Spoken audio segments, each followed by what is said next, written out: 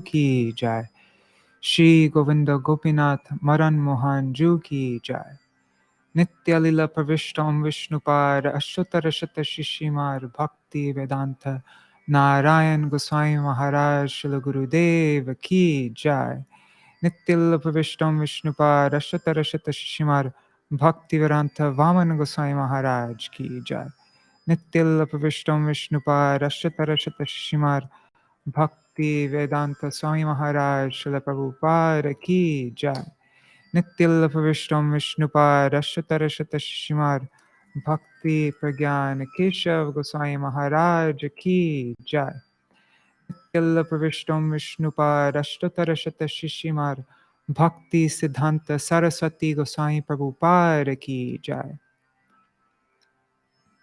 Nitya Pravishta Maha Bhagavat Śrīla Gorksharas Babaji Maharaj ki jai. Nitya Pravishta Śrīla Satchidananda Bhakti Vinod Thakur ki jai. Nitya Pravishta Vaishnav Sarvabhauma Śrīla Jagannath Das Babaji Maharaj ki jai. Shri Rupa Anuga Gauriya Guru Varga ki jai. Śrīla Baladev Vijibhushan Prabhu ki jai. Śrīla Vishwanath Chakravarti Thakur ki jai. Shri Narottam Srinivas Ramananda Prabhu Trai ki jai. Śrīla Krishna Das Kaviraj Goswami Pad ki jai. Shri Rupa Sanatan Bhatta Raghunath Shri Jeev Gopal Bhatta Dashagunath Sharda Goswami Prabhu ki jai. Shri Sarup Damodar Rai Ramanandari Shri Gaur Parshad Vrinda ki jai. Namachay Shri Haridas Thakur ki jai. Prem se kaho Shri Krishna Chaitanya Prabhu Nityananda Shri Advaita Gadadhar Shri Vasari Gaur Bhakta Vrinda ki jai. Shri Kshetra Mandal Koromandal Vrajamandal Mathura Vrindavan Dham ki jai. Sarva Abhishta Pradatta Giriraj Maharaj ki jai. Shri Radha Kund Shama Kund ki jai. Shri Yamuna Devi Ganga Devi ki jai. Shri Tulsi Maharani Vrinda Devi ki jai. Shri Bhakti Devi ki jai. Shri Purnamasi Yoga Maya ki jai. Shri Gopeshwar Mahadev ki jai. Shri Kurukshetra Dham ki jai. Shri Akarashi Titi ki jai. Shri Gita Jayanti ki jai. Śrīmad Bhagavad-gītā ki jai. Shri Krishna Chandra ki jai. Shri Arjuna ki jai. Shri Krishna Dvaipayan Veda Vyastev ki jai. Shri Mahabharat ki jai. Shri Harinam Sankirtan ki jai. Ananta Koti Vaishnav Vrinda ki jai. Samagata Gaur Bhakta Vrinda ki jai. Shri Nitai Gaur Premanande Hari Hari Bo. Hari Bo Rukmini Didi. Oh, okay, no problem. Hari Bo. All right, so I thought we could start by first going over Gita Mahatma by Shankaracharya, and then after we could start with our recitation. I'll be going through the first 6 chapters on Karma Yoga. I'll read the verse and then the translation from my Gurudev's Hindi edition. All right, Haribol, everybody. So let's begin. Okay.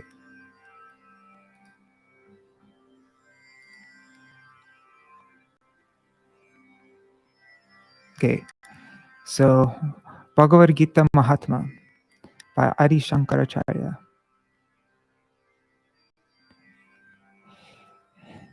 Gita Shastramidam Punyam Ya Patet Prayata Puman Vishnu Padam Avapnoti Bhaya Shoka Divarjita.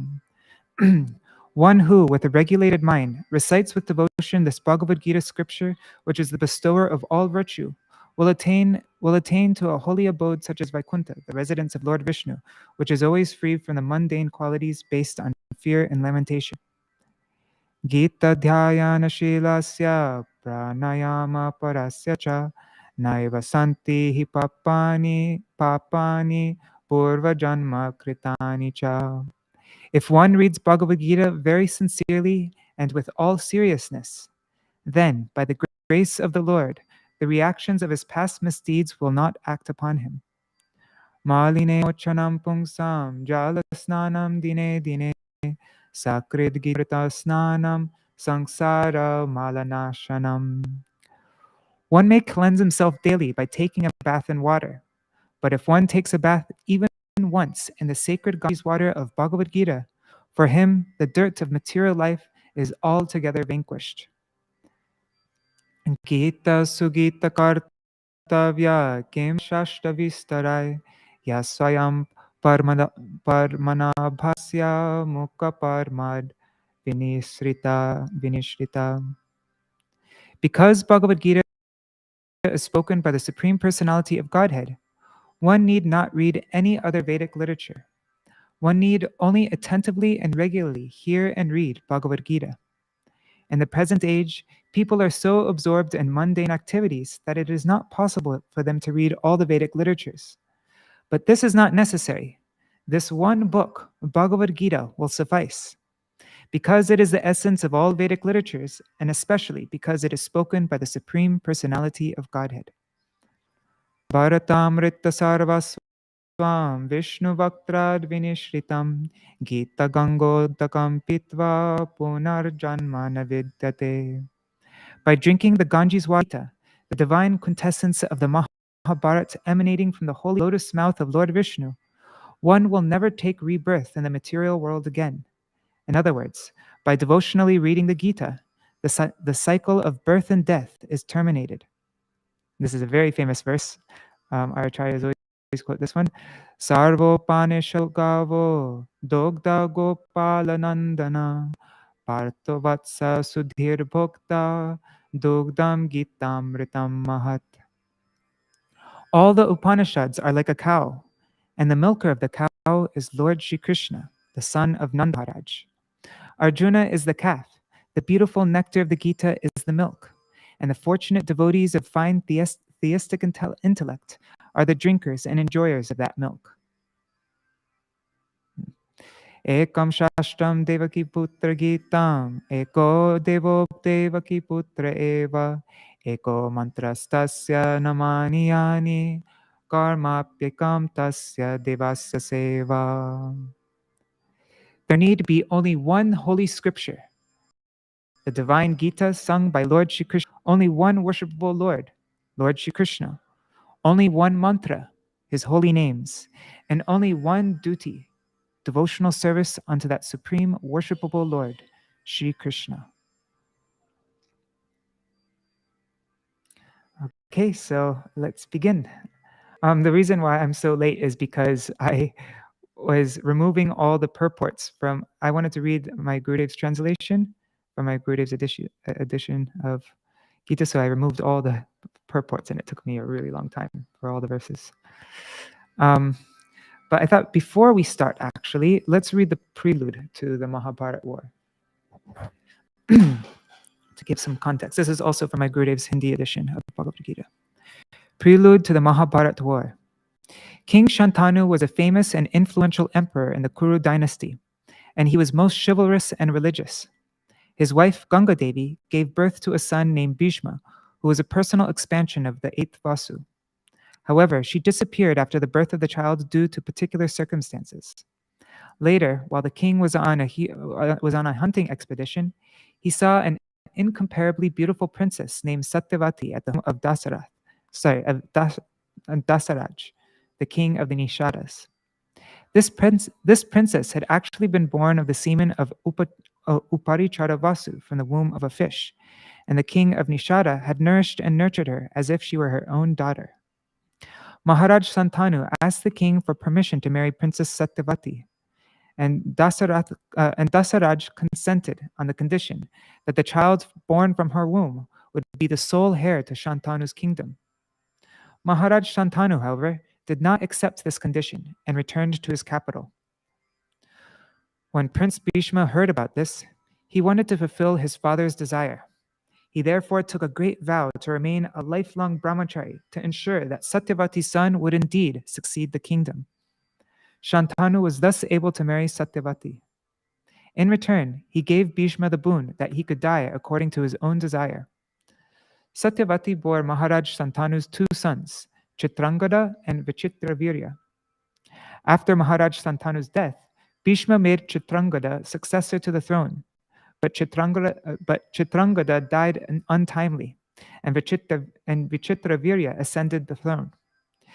Vichitravirya had two wives, Ambika and Ambalika.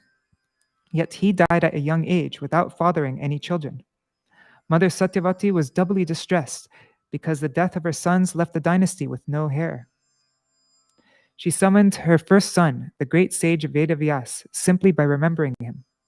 To protect the dynasty on her instruction and with Bhishma's approval, Vedavyas begot sons by Vichitravirya's wives. Ambika bore Dhritarashtra, Ambalika bore Pandu, and the maidservant of Vichitravirya bore the saintly Sri Vidura. Dhritarashtra was blind from birth, so his younger brother Pandu was crowned king. Maharaj Pandu was a chivalrous and influential emperor, endowed with all good qualities. He had 5 sons, of whom Yudhishthir was the eldest.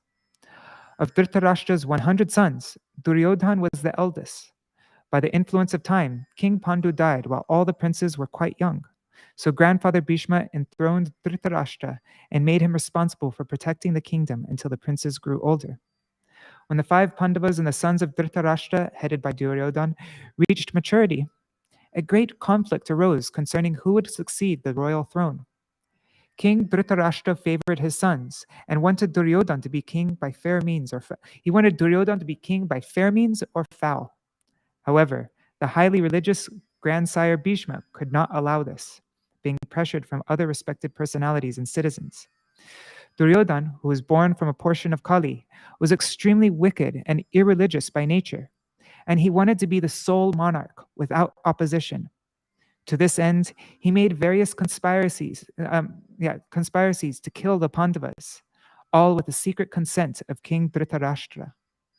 Despite repeated requests by Maharshi Vedavyas, grandsire Bhishma, Guru Dronacharya, the saintly Vidura, and others, despite all their repeated requests, Dhritarashtra did not give the Pandavas their due half of the kingdom.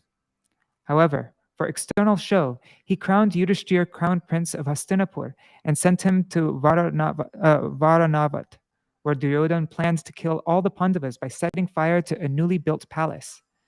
Dhritarashtra approved of this heinous plan, but by the will of the Supreme Lord, the Pandavas were somehow saved. In due course of time, the Pandavas married Draupadi. When Duryodhan discovered that they were still alive, he consulted his father again and invited them to Hastinapur. On the order of grandsire Bhishma and other elders, and at the request of the subjects, the Pandavas were given sovereignty of Khandavaprastha, that's Indraprastha. There, with the assistance of Sri Krishna and the demon named Maya, the Pandavas constructed a wonderful palace and city.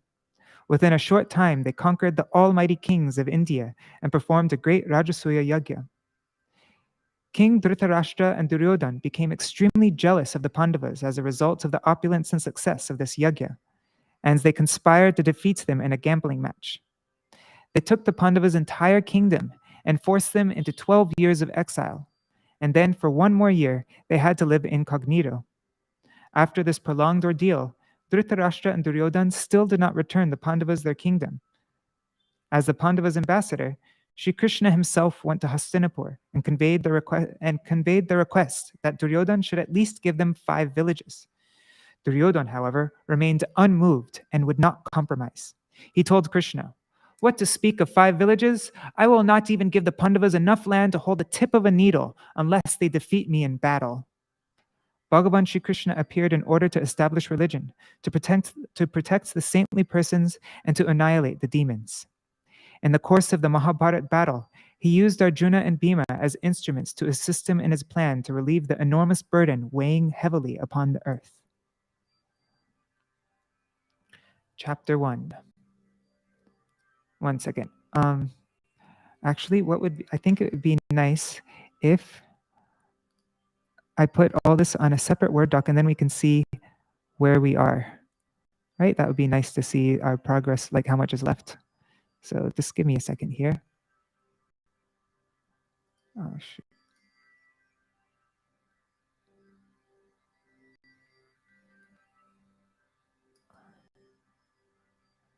Okay. 1 second.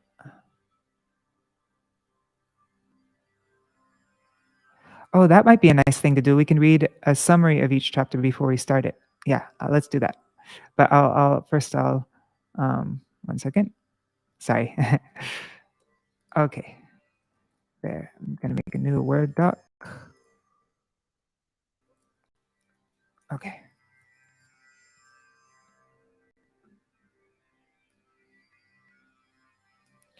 All right. Now all I need to do is just make the. Sorry, guys. I did this so last. Well, actually, it took me like 2 hours to do this, so that's why I'm so late. Okay.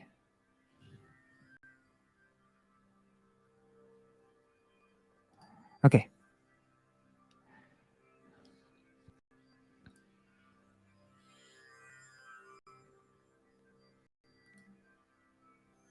Whatever.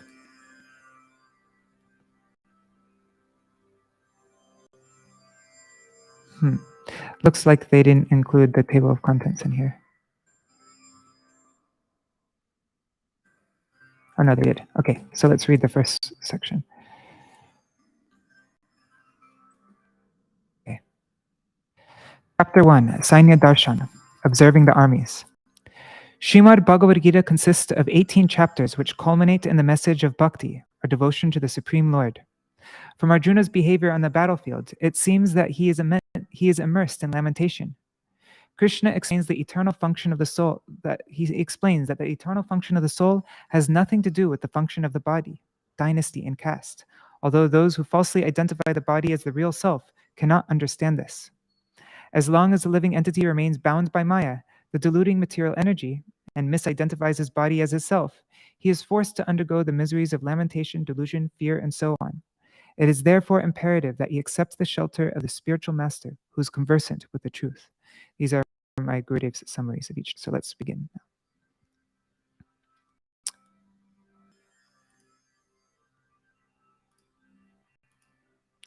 Dhritarashtra, Sainya Darshan, Observing the Armies, Chapter 1, Verse 1. Dhritarashtra Uvacha. Just checking everything's okay. All right. Dharmakshetre Kurukshetre Dhritarashtra Uvacha. Dharmakshetre Kurukshetre Samaveta Yuyutsavaha Mamaka Pandavaschaiva Kim Akurvata Sanjaya.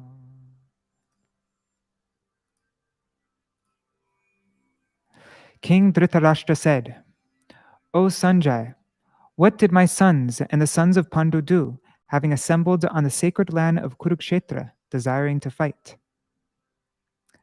Sanjaya Uvacha Drishtva tu Pandavanikam Vyudam Duryodhanastada Acharyam Upasangamya Rajavachanam Bravit. Sanjaya said, O king, after surveying the Pandava army arrayed in military formation, Duryodhana approached his guru, Dronacharya, and spoke the following words. Pasha Aitam Panduputra Namacharya Mahatim Chamum Vyudam Drupada Putrena Tava Shishyena Dhimata. O my teacher, behold this great army of the Pandavas, arranged in a military phalanx by your intelligent disciple, Dristadumna, the son of Drupad. Atra Shura Maheshvasa Bhimarjuna Samayudhi Yuyudano Viratascha Drupadascha Mahārāja Drishtaketushchekitana Kashirajascha Viryavan Purujit Kunti Bhojascha Shaibhyascha Narapungava Yudamanuscha Vikranta Uttamo Jascha Viryavan Sobhadro Drupadeyascha Sarva Eva Mahārāja. Present in this army are mighty bowmen such as Satyaki, King Virata, and the great warrior Drupad, who are equal in combat to Arjuna and Bhima.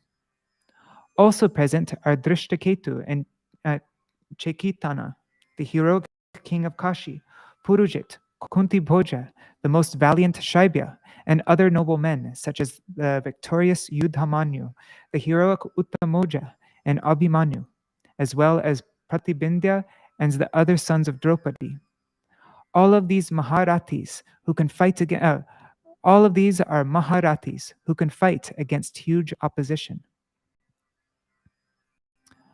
Asmakantu vishishtaye tani bodha dvijottama nayaka mama sainyasya samgyartam tan bravimite. O best of the Brahmins, for your information, I shall also mention the names of my army's most excellent heroes. Pavan Bhishmascha Karnascha Kripascha Simitinjaya Ashvatama Vikarnascha Somadatirjaya Drata Anye cha Bhava Shura Mararte Tyaktva Jivita Shastra Praharana Sarve Yudha Visharada. In my army, there are great heroes like your good self, Dronacharya, grandfather Bhishma, Karna, Kripacharya, who is ever victorious in battle, Ashvatthama, Vikarna, Bhurishrava, the son of Somadatta, and Jayadratha, the king of Sindhu. There are many other heroes who are prepared to give up their lives for my sake. All are equipped with varieties of weapons and are expert in warfare. Aparyaptam tarasmakam balam bhishma virakshitam paryaptam tidametesham balam bhima virakshitam. The strength of our forces, although protected by Bhishma, is not sufficient. On the other hand, the army of the Pandavas under the careful protection of Bhima is fully competent. Ayaneshu chasarveshu yatha bhagam avastita Bhishmameva bhirakshantu bhavanta sarva evahi. Therefore, you must all remain in your strategically assigned positions at the entry points and give protection to Grandsire Bhishma in every respect. Tasya sanjanayan harsham Kuru vridha pitamaha Singhanadam vinadyochai Shankam dadmo pratapavan. Then Grandsire Bhishma, the valiant elder of the Kuru dynasty, loudly blew his conch shell, making a sound like the roar of a lion, thus delighting the heart of Duryodhana. Tankascha bhairyascha Panavanaka mukha Savabhyahanyanta Sashabdastu malo bhavat. Thereafter, conch shells, bugles, kettle drums, small drums, horns, trumpets, and various other instruments were sounded simultaneously, creating a tumultuous, fearsome sound. Tata shvetar haryaryukte mahatisyan dhane stito Madhava Pandavaschaiva Devyo Shankho Pradadmatu. Then Sri Krishna and Dhananjaya, Arjuna, situated on an excellent chariot drawn by white horses, blew their divine conch shells. Panchajan Hrishikesho Devadattang Dhananjaya Pondram dadmo mahashankam bhima karma vrikodara. Hrishikesh Shri Krishna blew his conch shell known as Panchajanya. Dhananjaya blew his conch shell known as Devadatta. And Bhima, the performer of Herculean tasks, whose appetite is insatiable, blew his great conch shell known as Pondra. Ananta Vijayam Raja Kunti Putro Yudhishthira Nakula Sahadevascha Sughosha Manipushpako.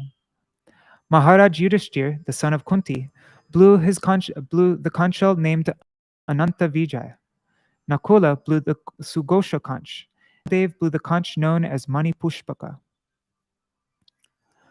Kashascha Parameshvasa Shikhandi cha Maharata Drishta Dumno Viratascha Satyakischa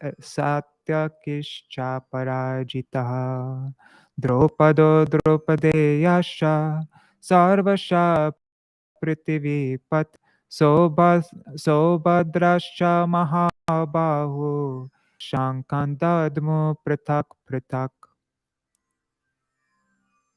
O King of the Earth, Dhritarashtra, that great archer, the king of Kashi, the Maharati Shikhandi, Drishtadumna, the king of Virata, the unconquerable Satyaki, King Drupada, the sons of Draupadi, and Abhimanyu, the son of Subhadra, all one by one distinctly sounded their respective conch shells. Saghosho dhartarashtranam hridayani vyadharayat nabhascha prithivim chaiva tumalobhyanunadayan. Reverberating throughout the earth and sky, the tumultuous sound of those conches shattered the hearts of the sons of Dhritarashtra. Ata vyavastitan drishtva Dhartarashtran kapi dvaja Pravrite shastra sampate Dhanur udyamya pandava Rishikesham tadavakyam Idam aha mahipate. O king, seeing your sons in military array, Kapidvaja raised his bow and prepared to shoot his arrows. He then spoke the following words to Sri Rishikesh, Krishna. Okay, so now Arjuna speaks. Arjuna uvacha Senayor ubhayor madhe rathang stapaya chuta yavaretan riksheham yodhukamam avastitan karmaya sahayodhavyam asmin rana samudyame yotsamanam aveksheham ya etetra samagataha Dhartarashtrasya durbuddher yuddhe priya chikirshava. Arjuna said, O Achyuta, let me see all those heroes who are standing here desiring to fight, and with whom I shall have to combat in this battle. Let me look upon those who have assembled here, desiring the welfare of the evil-minded son of Dhritarashtra. Kindly situate my chariot in the midst of these two armies. Sanjaya uvacha Evam ukto hrishikesho Gurakeshena bharata Senayor ubayor madhe Stapayitva ratottamam Bhishma dronam pramukhata Sarvesham cha mahikshitam Uvacha partha pashyaitan Samavetan kuruniti. Sanjaya said, O Bharata, King Dhritarashtra, having thus been addressed by Gurakesha, Arjuna, Hrishikesh, Shri Krishna, drew the excellent chariot into the midst of both armies in the presence of all the kings and prominent personalities like Bhishma and Drona. He then said, O Partha, just behold the assembly of the Kurus, of Kurus. Tatra pashyat stitan Partha Pitrinatta pita mahan Acharyan matulan bhratrin Putran potran sakingstata Shvasuran suhridaschaiva Senayorubhayorapi. There, from the midst of both armies, Arjuna saw his paternal uncles, grandfathers, teachers, maternal uncles, cousins, nephews, grandsons, friends, fathers-in-law, sons, and well-wishers. Tan samikshya sakonteya sarvam bandhu navis avasti kripaya paraya vishto vishidan idama bravit. Seeing all his friends and relatives standing before him on the battlefield, the son of Kunti, Arjuna, lamenting and overwhelmed with compassion for them, spoke thus. Arjuna uvacha drishtve man svajanan Krishna yuyutsun samavastitan siddhanti mamagatrani mukam cha parishushyati. Arjuna said, O Krishna, seeing all my kinsmen assembled here eager for battle, I feel my limbs weakening and my mouth becoming dry. Vepatuscha sharire me romaharshascha jayate gandivan srangsate hastat tvakchaiva paridayate. My body is quivering and my hairs are standing on end. My Gandiva bow is slipping from my hands, and my skin is burning. Na chashaknom avastatum brahmativa cha me mana nimitani cha pashyami viparitani keshava. O Keshav, I am unable to remain standing. My mind is reeling, and I am seeing inauspicious omens. Na cha shreyo nupashyami hatva svajanamahave na kangshe vijayam Krishna na cha rajyam sukanicha. O Krishna, I doubt anything auspicious can arise from killing my own kinsmen in battle, nor do I desire victory, the resulting kingdom, or even happiness. Kim no rajena govinda Kim bogar jivitena va yeshamarte kankshitam no rajyam boga sukhani cha taime vastita yudhe pranang styaktva dhanani cha acharya pitara putras tataiva cha pitamaha matula shvasura putra shala sambandhinastata etanahantumichami gnatopi madhusudana. O Govinda, of what use to us is a kingdom, enjoyment, or even life itself, when those for whom we desire them, our teachers, uncles, sons, fathers, maternal uncles, fathers-in-law, grandsons, brothers-in-law, and other relatives, are all standing before us in battle array, ready to give up their lives and wealth. Therefore, O Madhusudan, even if they kill me, I still do not wish to kill them.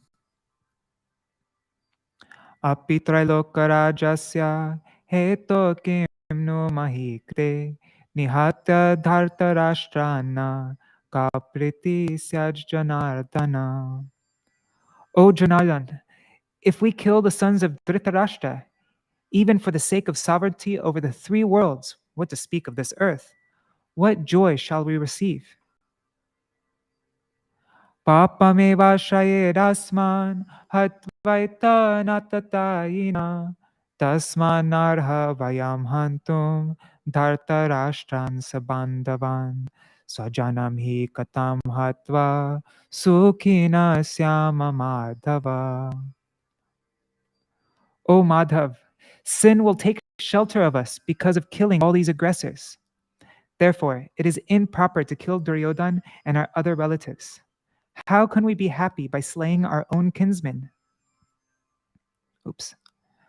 Yadyapyete na pasyanti lobopahata chetasa kulakshaya kritam dosham mitradrohe chapatakam katam nagyayam asmabi paparasmani vartitum kulakshaya kritam dosham prapasyad janardana.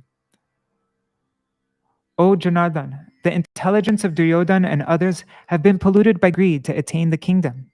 Thus, they are unable to see the faults that arise from destroying the dynasty or the sin incurred by betraying their friends.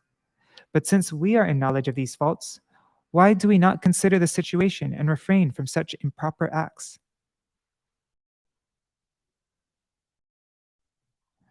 Kulakshaye pranashyati kula dharma sanatana dharme nashte kulam kritsnam adharmo bhibhavatyuta. When a dynasty is destroyed, the ancient religious traditions of the family, handed down through countless generations, are also destroyed. Upon the destruction of these virtuous traditions, the entire dynasty becomes overcome by irreligion. Adharma bhavat Krishna pradushanti kula striya strishu dushtasu varshneya jayate varna sankara. O Krishna, when a dynasty is overpowered by irreligion, the women of that dynasty become degraded. O descendant of Vrishni, when the women become degraded and unchaste, the result is unwanted progeny. Shankaro narakaiva kulagnanam kulasya cha patanti pitaro yesham lupta pindo daka kriya. The generation of such impure progeny certainly takes both the destroyers of the dynasty and the dynasty itself to hell. Indeed, their forefathers, being bereft of oblations of sanctified food and water, must also suffer the same fate. Doshai kula gnanam varna sankara karakai utsadyante jati dharma kula dharmascha shashvataha.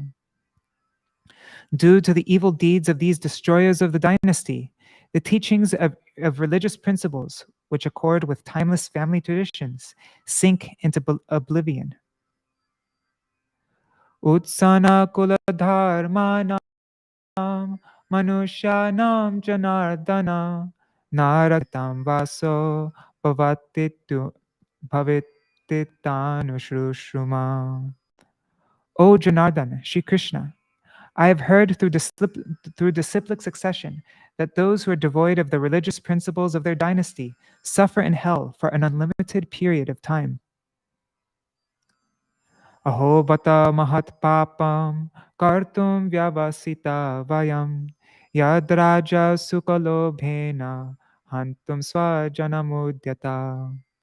Alas, how regrettable it is that we are determined to engage in this great sin. Driven by greed for royal happiness, we are prepared to slay our own kinsmen. Yadimam apratikaram ashastram shastrapanaya dhartarashtra ranehanyus tanmekshe mataram bhavet. Even if the fully armed sons of Dhritarashtra were to kill me unarmed and unresisting on the battlefield, to me that would be more auspicious. Sanjaya uvacha eva muktvarjuna sankhe ratopasta upavishat visrijasa sharam chapam shoka samvignamanasaha. Sanjaya said, having spoken these words in the midst of the battlefield, Arjuna, his mind's distraction, cast aside his bow and arrows and sat down on the chariot. Okay, now we come to chapter 2. Let me just check, make sure everything's working okay. Haribol, Krishna Brahmavati Didi, and Navalatika Didi. No, that's Navita Dasi. Haribol. All right, so now we'll read this, my Gurudev's summary of chapter 2. Sankhya Yoga. Yoga through distinguishing the soul from the body. When the living entity accepts the shelter of a bona fide guru, he realizes his own ignorant condition. He then tries to become free from the illusory traps of the deluding potency by giving up his own conceptions and respecting the instructions of the spiritual master. The bona fide guru is a seer of the truth, a devotee who has pure, exclusive love for the Lord.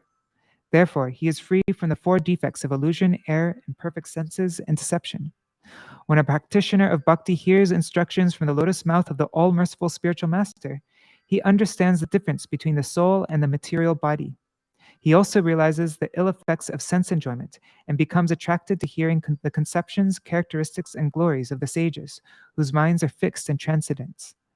Then, by the influence of saintly association, an awareness sprouts within his heart of the need to attain conclusive knowledge of the absolute truth. Chapter 2, Sankhya Yoga. Yoga through distinguishing the soul from the body. Verse 1. Sanjaya Uvacha. This chapter has 72 verses. Tang tata Sanjaya Uvacha. Tam tata kripaya vishtam ashru purna kulekshanam vishidantam idam vakyam uvacha madhusudanam. Sanjaya said, Sri Madhusudan thus spoke these words to the lamenting Arjuna, who was overwhelmed and whose restless eyes were full of tears. Shri Bhagavan Uvacha Kutastva Kashmalamidam Vishame Samupastitam Anarya Jushtamasvargyam Akirti Karamarjuna. Shri Bhagavan said, O Arjuna, what is the cause of your delusion at this crucial hour? This is not at all proper for an Aryan. It will neither enhance your reputation nor lead you to the heavenly planets. Klaibhyang masmagama parta naitatvayupapadyate shudram hridaya dorbalyam tyakto tishta parantapa. O Partha, do not be. It does not befit you. Abandon this petty weak heart, O chastiser of the foe, and arise to do battle. Arjuna Uvacha Katam Bhishmam Aham Sankhe Dronang Cha Madhusudana Ishubhi Pratiyotsyami Pujarha Varisudhana. Arjuna said, O Madhusudan, slayer of the enemy, how I fight with arrows in battle against Grandfire Bhishma and Dronacharya, who are my worshipful superiors. Gurun ahatva hi mahanubhavan shreyo bhoktum vaikshamapi haloke hatvartaka mangstu gurun ihaiva bhunji abhogan rudira pradigdan. It would be better to maintain my life in this world by begging than to kill these great personalities who are my, even though motivated by material gain, they remain my superiors. Killing them, any worldly enjoyment I might attain will be smeared with their blood. Nachaita vidma katarano gariyo yadva jayema yadiva no jayeyo yane vahatva najijivi samas deva stita pramukhe dhartarashtraha. I do not know what is better for us, to conquer them or to be conquered by them. Even after killing them, we will not desire to live. Yet they have taken the side of Dhritarashtra and now stand before us on the battlefield.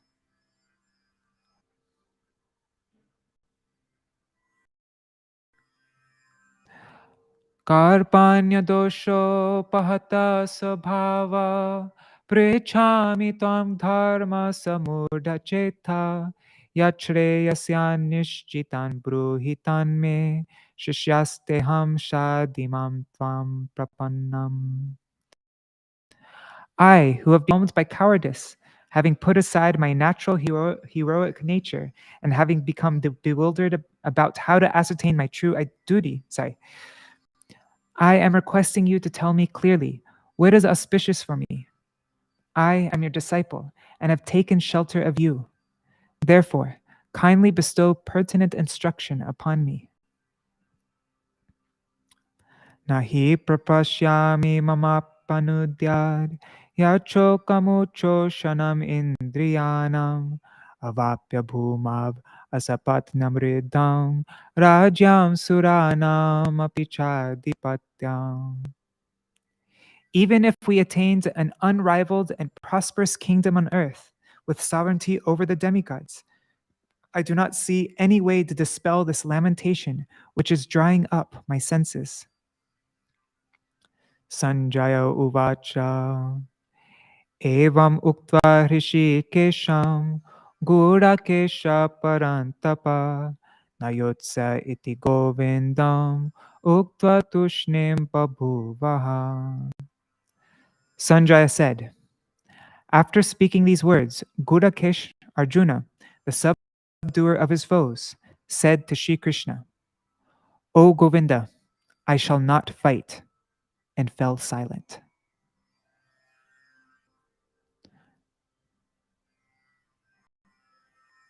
Let's check. Okay. Tam uvacha hrishikesha prahasan eva bharata senayor ubayor madhe vishidantam idam vacha. O descendant of Bharata, Dhritarashtra, at that time, Hrishikesh Shri Krishna, apparently smiling in the midst of both armies, spoke the following words to the grieving Arjuna.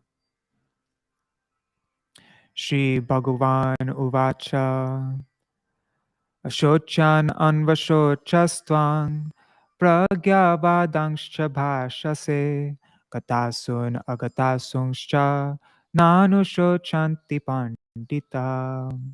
Shri Bhagavan said, though you are speaking learned words, you lament for that which is not worthy of grief. Those who are truly learned lament not for the living nor for the dead. Natvevaham jatu nasam natvam neme janatipa nachaiva na bhavishyama sarve vayam ataparam. There was never a time when I did not exist, nor you, nor all these kings, nor in the future shall any of us cease to be. Dehinosmin yata dehe komaram yovanam jara tata dehantara praptir dhirastatra namuhyati. Just as the embodied soul gradually passes within this gross physical body from boyhood to youth to old age, similarly, the soul receives another body at death. An intelligent person is not bewildered by the destruction and rebirth of the body. Matra sparshastu konteya sitoshna sukadhukada agama paino nityas tangstatikshvasva bharata. O son of Kunti, when the senses come in contact with the sense objects, one experiences cold, heat, happiness, and distress. Such experiences are flickering and temporary, and therefore, O Bharata, you must tolerate them. Yang hina vyatayante te purusham purusharshava samadukha sukham dhirang somritat vaya kalpate. O best among men, that sober person who remains undisturbed despite the dualities caused by sense perception, and who considers happiness and distress to be the same, is certainly qualified for liberation from the endless cycle of birth and death. Na sato vidyate bhavo, na bhavo vidyate sata, ubayor api drishtontas, tvanayos tattvadarshibhihi. Of the temporary, such as winter or summer, there is no permanent existence. And of the eternal, such as the soul, there is no destruction. Those who know the truth have reached this conclusion by deliberating on what is temporary and what is eternal. Avinashi tutar vidhi yena sarvam idang tatam vinasham avayasyasya na kaschit kartumarhati. You should know that which pervades the entire body, the imperishable soul, to be indestructible. No one is able to destroy the imperishable. Antavanta ime deha nityasyokta sharirina anashino prameyasya tasmad yudhyasva bharata. The material bodies of the soul, who is eternal, indestructible, and immeasurable, are known to be perishable. Therefore, O Arjuna, fight. These material bodies of the soul are perishable. Ya enam vitihantaram yaschainam manyate hatam ubhauto na vijanito nayam hanti nahanyate. He who considers the soul to be either the killer or the killed is ignorant, for the self neither slays nor is slain by anyone.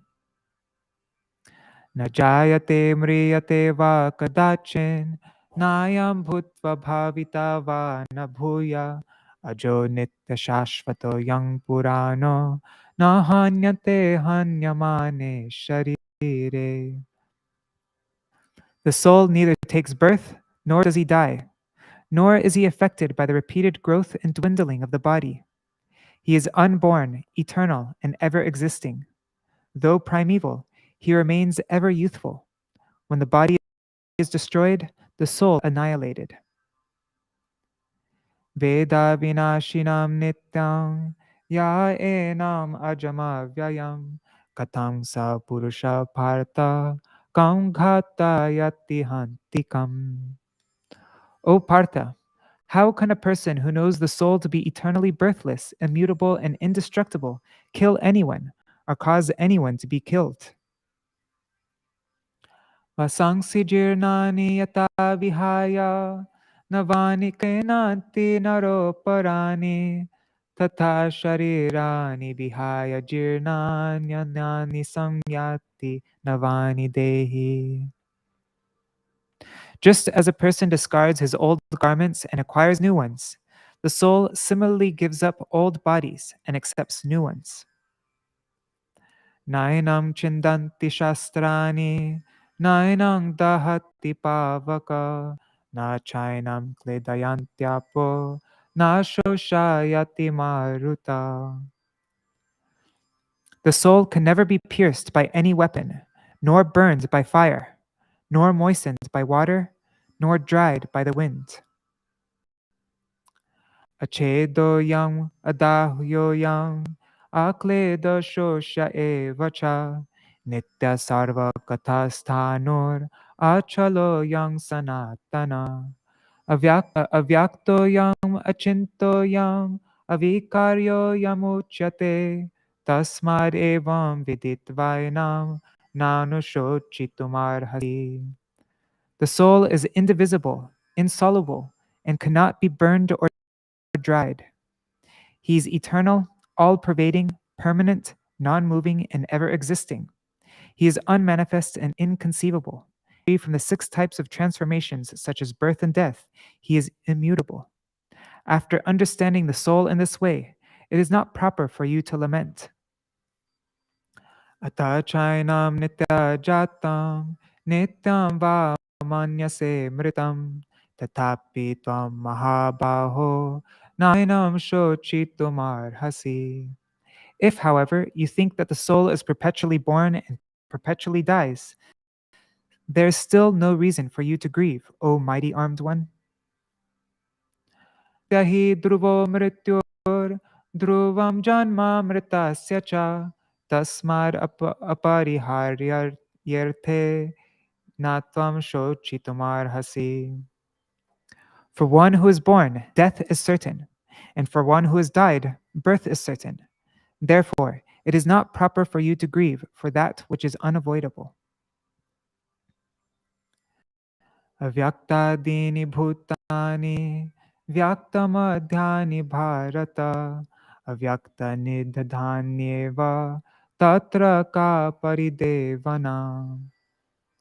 O Arjuna, all being unmanifest before their birth become manifest in the interim stage after their birth, and after they die, they once again become unmanifest. So what cause can there be? To lament? Aschat pashyati kaschadena ascharya vad vadati tatanya Ascharya-vachchainam anya shrunoti shrutva-pinam veda na chaiva kaschit. Some look upon the soul as amazing, some speak of him as amazing, and some hear of him as amazing. Others, however, even after hearing about him, cannot understand him at all. Dehi nityam avadhoyam dehi sarvasya bharata tasmat sarvani bhutani natvam shochitamarhasi. O Arjuna, the eternal soul who resides within the body of all living beings can never be slain. Therefore, it is not proper that you grieve for the soul.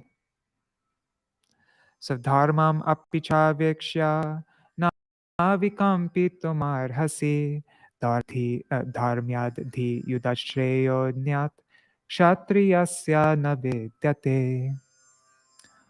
Moreover, even after considering your duty as a kshatriya, it is not at all proper for you to hesitate, as there is no more auspicious engagement for a kshatriya than to fight for religious purposes. Yadrichaya chupapannam swargadvaram apadam sukhina kshatriya partha labhante yudamidrisham. O Partha, fortunate are those kshatriyas for whom such an opportunity to fight comes of its own accord. It is just like a wide open door to the heavenly planets. Atachitvam imam dharmyam sangramam na karishyasi tata swadharmam kirtim cha hitva papam avapsyasi. However, if you do not perform your scripturally prescribed religious duty of fighting this religious battle, you will lose your fame and your dharma as a kshatriya. Furthermore, you will simply reap sinful reaction. Akirtim chapi bhutani katyanti te vyayam sambhavitasya cha kirtir maranar atirichate. People will speak of your infamy for all time. For an honorable person, dishonor is more painful than death. Bhayad ranad uparatang mangsyante maharata yesham cha tam bahumato bhutva yasyasi laghavam. Great warriors such as Duryodhana will think that you have left the battlefield out of fear. Those who have always honored you will highly deem you insignificant. Those who have always honored you highly significant. Avacha vadangscha bahun vadishyanti tavahita nindantas samarthyam tato dukkataram nukim. Your enemies will scorn you with many harsh words while criticizing your ability. O Arjuna, what could be more painful for you than this? Hatova prapsasi swargam jitva va bhokshase mahim tasmad utishta konteya yudhaya krita nishchaya. O son of Kunti, if you are killed in the battle, you will attain the heavenly planets, and if you are victorious, you will enjoy this earthly kingdom. Therefore, stand up and fight with determination. Sukha dukhe same kritva labha labho jayo tato yudhaya yujasva naivam papam avapsyasi. Considering happiness and distress, gain and loss, and victory and defeat to be equal, you should prepare to fight. In this way, you will not incur any sin. Esha te bihita sanke buddhir yoge tvimam shrinu buddhya yukto yaya partha karma bandham prahasyasi. O son of Partha, thus far I have explained this knowledge of Sankhya Yoga. But now I will impart to you knowledge pertaining to the science of Bhakti Yoga, by which you will become freed from bondage to this material world. Neha vikramana shosti pratyavayo na vidyate Swalpamapyasya dharmasya trayate mahato bhayat. Endeavors on the path of bhakti yoga are not fruitless, nor do they contain any flaw. Even a little practice frees one from the greatest danger of transmigrating endlessly within the cycle of repeated birth and death in this material world. Vyavasayatmika buddhir ekeha kurunandana bahushaka hyanantascha buddhayo vyavasayina. O son of the Kuru dynasty, the resolute intelligence of those who are on this path of bhakti is one-pointed, but the intelligence of those who are averse to bhakti branches endlessly. Imam pushpitam vacham pravadantya vipaschita vedavada ratha partha nanyar astiti vatina. O Partha, those who are foolish reject of the Vedas out of attachment to ornamental statements that glorify the pursuit of celestial pleasures, but which yield only poisonous effects. There is no higher truth, they say, than these proclamations. Kamana swargam para janma karma phalam pradam kriya vishesha bahulam bhogaishwarya gatim prati. Dedicated to attaining the heavenly planets, those whose hearts are contaminated by lust perform many elaborate sacrificial rituals that bestow aristocratic birth and award the results for their fruitive activities. They declare these to be the highest objective of the Vedas. Bhogaishvarya prasaktanam taya parita chetasam vyavasayatmika buddhi samado na vidiyate. Those who are attached to enjoyment and opulence, and whose minds have been captured by these flowery words, do not attain the resolute intelligence for exclusive absorption, samadhi, in Sri Bhagavan. Traigunya Vishaya Veda Nistraigunyo Bhavarjuna Nirdvandvo Nityasatvasto Niryogakshema Atmavan. O Arjuna, give up being influenced by the three binding forces of material nature that are described in the Vedas and become established in transcendence, which is beyond them. Be free from all dualities such as honor and dishonor, and do not be concerned about acquiring assets, meaning what you have. Become situated in spiritual existence by using the intelligence awarded by me. Yavan artha udapane sarvata sampluto dake tavan sarveshu vedeshu brahmanasya vijanataha.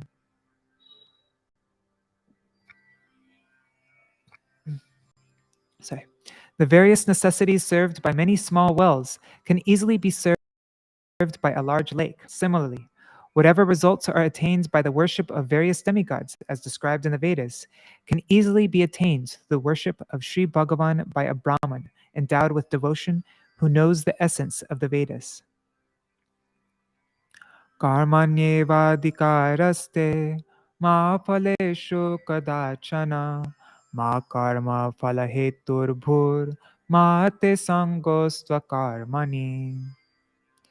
You are only eligible to perform your prescribed work, but you have no right to the fruit of your action.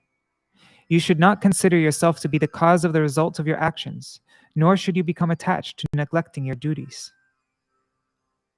Yogasta kuru karmani sangam tyaktva dhananjaya siddha siddhyo samo bhutva samatvam yoga uchyate. O Dhananjay, completely give up attachment to the success or failure of the results of your work. Thus connected in bhakti yoga, perform your prescribed duty with equanimity. Such equanimity is called yoga. Dureno hyavaram karma buddhi yoga dhananjaya buddho sharanamanvicha kripana phalahetava. O Dhananjaya, action performed by those desirous of its fruit is vastly inferior to selfless action of the Lord. You should take shelter of this selfless action, Nishkam Karma Yoga. Those who desire the fruits of their action are misers. Buddhiyukto jahatiha ebe sukrita duskrite tasmarya yujasva yoga karma sukoshalam. One who is fixed in Buddhi Yoga, pure intelligence, relinquishes both virtue and vice in this very life. Therefore, strive to worship the Supreme Lord through performing selfless action, Nishkama Karma Yoga, working under the shelter of Buddhi Yoga with equanimity in both working under the shelter of Buddhi Yoga with equanimity in both success and failure is indeed the art of all action. Karmajang buddhiyukta hi phalam taktva manishina janma bandha vinirmukta padang gacchantanamayam. Enlightened sages endowed with Buddhi Yoga give up the results born of pious action, of karma. Thus becoming freed from the cycle of birth and death, they eventually attain Vaikuntha, the realm beyond all mundane miseries. Yadate mohakalilang buddhir vyati tarishyati tada gantasi nirvedang shrotavyasya shrutasya cha. When your intelligence has completely crossed beyond the dense forest of illusion, you will become indifferent to all that has been heard and all that is to be heard.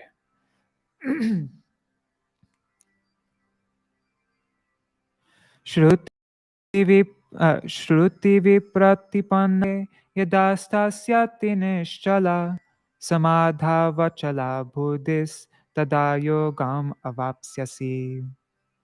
When your intelligence becomes detached from hearing the various conflicting materialistic statements and interpretations of the Vedas, and when it becomes free from all other attachments while remaining steadfast in the Supreme Lord, you will attain the fruit of yoga. Arjuna Uvacha Stita pragyasya ka bhasha samadhistasya keshava stitadhi kim prabhasheta kim asita vrajeta kim. Arjuna said, O Keshav, what are the symptoms of a person whose intelligence is fixed in samadhi? How does he speak? How does he sit? And how does he walk? Shri Bhagavan Uvacha Prajahati yada kaman sarvan partha manogatan atmanevatmana tushta stita pragyastadochyate. Sri Bhagavan said, O Partha, when the living entity renounces all material desires arising from the mind, and when his mind thus controlled, he becomes completely satisfied by the blissful personal form of his own Atma, of his own self. At that time, he is known as Stita Pragya, a person of steady intelligence.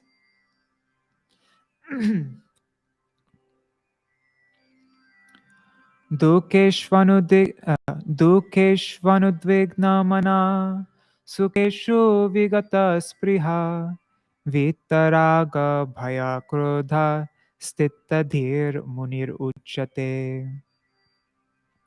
One who is not disturbed by the three types of miseries, given by one's own body or mind, given by others, and given by the demigods or nature, who remains free from hankering in the presence of plentiful opportunities for sensual happiness, and who is free from attachment, fear, and anger, is called a sage of a steady mind.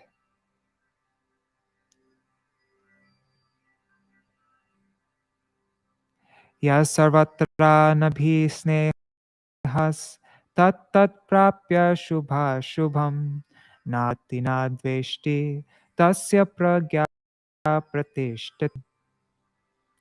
One who is always devoid of mundane affection and who neither rejoices in prosperity nor despairs in adversity is known to be a person of fixed intelligence. Yada samharate chayam kurmongani vasarva indriyanindriyarthebhyas tasya pragya pratishtata. When a person can completely withdraw his senses from the respective sense objects at will, just as a tortoise swims into its shell. Then he is said to be of fixed intelligence. Vishaya vinivartante niraharasya dehina rasavarjam rasopyasya parang drishtva nivartate. He who identifies himself with his body may restrict his enjoyment by withdrawing the senses from their objects, but his taste for sense pleasure remains. One whose intelligence is fixed, however, has realized Paramatma. Therefore, his taste for sense objects automatically ceases. Yatato hyapi konteya purushasya vipashchita indriyani pramathini haranti prasabhamana. O son of Kunti, the senses, when agitated, can forcefully steal away the mind, even of a person who is endeavoring for liberation. Tani sarvani samyamya yukta asita matpara vashehi yasindriyani tasya pragya pratishtita. Therefore, one should subdue the senses by surrendering to me in bhakti yoga and remain under my shelter, because only one whose senses are controlled is fixed in intelligence. He alone is sthitta pragya. Dhyayato vishayan pungsa sangasteshu pajayate sangat sanjayate kama kamat krodho bijayate. By continuously meditating on the objects of the senses, a person develops attachment to them. Attachment gives rise to lust, which in turn leads to the awakening of anger. Krodad bhavati sammoha sammohat smriti vibhrama smriti bhranshad buddhi nasho buddhi nashat pranashyati. Anger gives rise to utter delusion, and from such delusion comes loss of memory, forgetfulness of scriptural injunctions. Loss of memory destroys one's intelligence, and when intelligence is destroyed, one's entire spiritual direction in life is lost. One then falls into the ocean of material existence. Raga dvesha vimuktaistu vishayan indriyaischaran atmavashyar videyatma prasadam adhigacchati. A man of controlled senses, however, who is free from attachment and aversion, attains the stage of joyfulness even while enjoying suitable objects through his senses.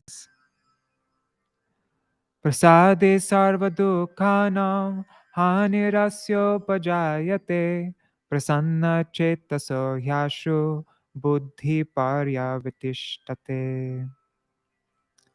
When that self-controlled person attains the stage of joyfulness, all of his miseries are dispelled, and his intelligence soon becomes completely fixed upon attaining his desired goal. Nasti buddhir ayuktasya na chayuktasya bhavana na cha bhavayata shantir ashantasya kuta sukham. One whose mind is uncontrolled, however, does not have the intelligence to understand the science of the soul. Such an unintelligent person is unable to meditate on the Supreme Lord. A person unable to perform such meditation cannot attain peace, and without peace, where is the possibility of happiness? Indriyanam hi charatam yanmano no vidhiyate tadasya harati pragyam vayurnavam ivasi. Just as the wind sweeps away a boat on the water, the mind of an unrestrained person runs behind any one of the senses that wanders towards its sense object. Tasmadyasya mahabaho nigrihitani sarvasha indriyanindriyartebhyas tasya pragya pratishtita. Therefore, O mighty armed one, he whose senses are completely restrained from their respective sense objects is of fixed intelligence. Ya nisha sarvabhutanam tasyam jagarti samyami yasyam jagrati bhutani sa nisha pashyato mune. Spiritual intelligence, which is directed toward the soul, is like night for materialistic common people who are enchanted by the material energy. One who is sthita pragya, however, remains awake in that intelligence. And when intelligence is absorbed in sense objects, the common person remains awake. But for the sage who perceives transcendental reality, that consciousness is the darkest night. In other words, such a person accepts sense objects in an inappropriate way without being attached to them. In other words, such a person accepts sense objects in an appropriate way without being attached to them. Apuryamanam achala pratishtam samudramapa pravashanti yadvat tadvat kamayam pravishanti sarve sa shantimapnoti nakamakami. Just as countless rivers flow into the ocean, which is full and always still, without causing any disturbance to it, various desires flow into the mind of one who is sthita pragya, yet his equilibrium is never disturbed. Such persons alone can attain peace, not those who strive always to fulfill their desires. Vihaya kamamya sarvam pumangscharati nispriha nirmamo nirahankara sa shantim adhikachati. Only those who give up all desires and who wander free from hankering, false ego, and possessiveness attain peace. Esha brahmi sthiti partha nainam prapya vimohyati stitvasyam antakalepi brahma nirvanam richati. O Partha, attaining Brahma in this way is called brahmi sthiti, becoming spiritually satisfied. After attaining this state, one is no longer deluded. If at the time of death one is situated in this consciousness even for a moment, he attains liberation. Now we come to chapter 3. We've made it to the halfway point. Chapter 3. One second, let me just check, make sure everything's working. Okay, cool. Okay, chapter 3, Karma Yoga. Yoga through the path of action. When the living, this is my Gurudev's summary. When the living entity has heard Shri Krishna's instructions, he understands that Karma Yoga, the path of spiritual advancement where the fruit of one's pious action is offered to the Lord, consists of endeavors in service to him that are performed without selfish desire. If the heart is full of desires for sense enjoyment, accepting the garb of a renunciate is not actual renunciation, but hypocrisy, and it can never bring auspiciousness. The living entity should perform his prescribed duty as service to Bhagavan, because performing that duty for sense enjoyment produces no auspicious result. Performance of prescribed duty, such as Vedic sacrifices, can award mundane sense pleasure, but such pleasure is temporary and mixed with distress. Offering the Lord the fruit of one's actions, however, purifies the heart. It is therefore auspicious to abandon negligence of one's prescribed duty, as well as abandon sinful acts and the selfishly motivated performance of one's duty, and instead selflessly perform that duty, offering its result to Bhagavan.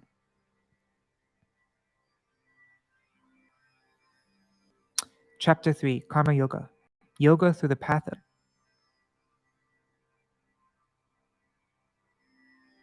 Arjuna Uvacha. Jyasi chet karmanaste, Jyasi chet karmanaste mata buddhir janardana tat kim karmani ghore mam niyo jayasi keshava.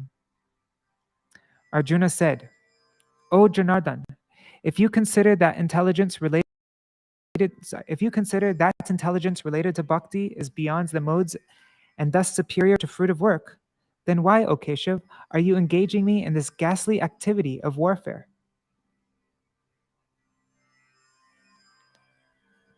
If you consider, thanks.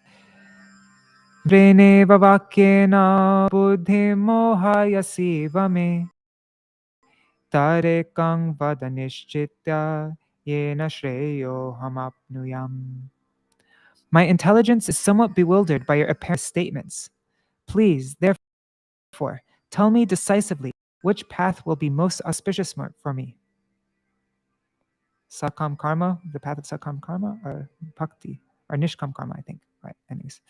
Shri Bhagavan Uvacha Lokis Dvivida Nishta Pura Prokta Maya Naga Jnana Yogena Sankhyanam Karma Yogena Yoginam. Shri Bhagavan said, O sinless Arjuna, I have already explained clearly that there are two types of faith in this world. The faith of the empiric speculators is in the path of Jnana Yoga, and that of the yogis is in worshipping the Supreme Lord by offering him the fruits of their prescribed duties. Na karmanam anarambhan naishkarmyam purusho shnute na cha sanyasana deva siddhing samadhigacchati. By ceasing to perform work as prescribed in the scriptures, a person cannot attain knowledge in the form of freedom from work and its reaction. Nor can a person with an impure heart attain perfection merely by renouncing action. Nahi kaschit kshanamapi jatutishtatya karma krit karyate hyavasha karma sarva prakriti jargunai. No one can remain inactive, not even for a moment. Everyone is impelled to act under the influence of such qualities as attachment and hate, which are born of one's nature. Karmendriyani samyamya ya aste manasa smaran indriyarthan vimudatma mityachara sa uchyate. A deluded person who forcibly restrains his working senses while internally meditating on sense objects is to be known as a hypocrite.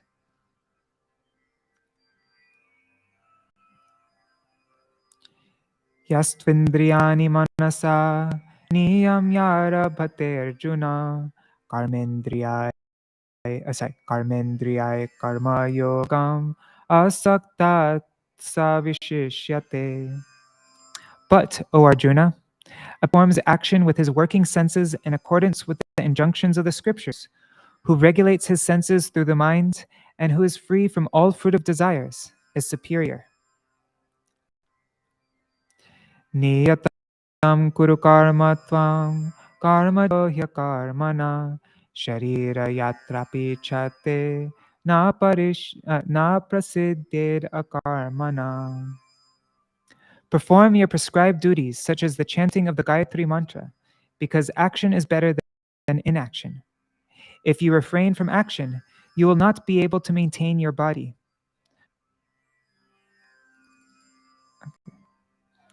Yagyartat karmanonyatra lokoyam karma bandhana tarartam karma konteya mukta sangha samachara. For humanity, all actions other than those selflessly offered to Sri Vishnu are a cause of bondage to this world, O son of Kunti.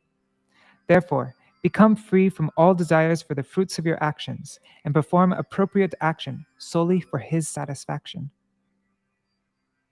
Sahayagya praja shishtva puro vacha prajapati anena prasavishyadvam eshavostvishta madhuk.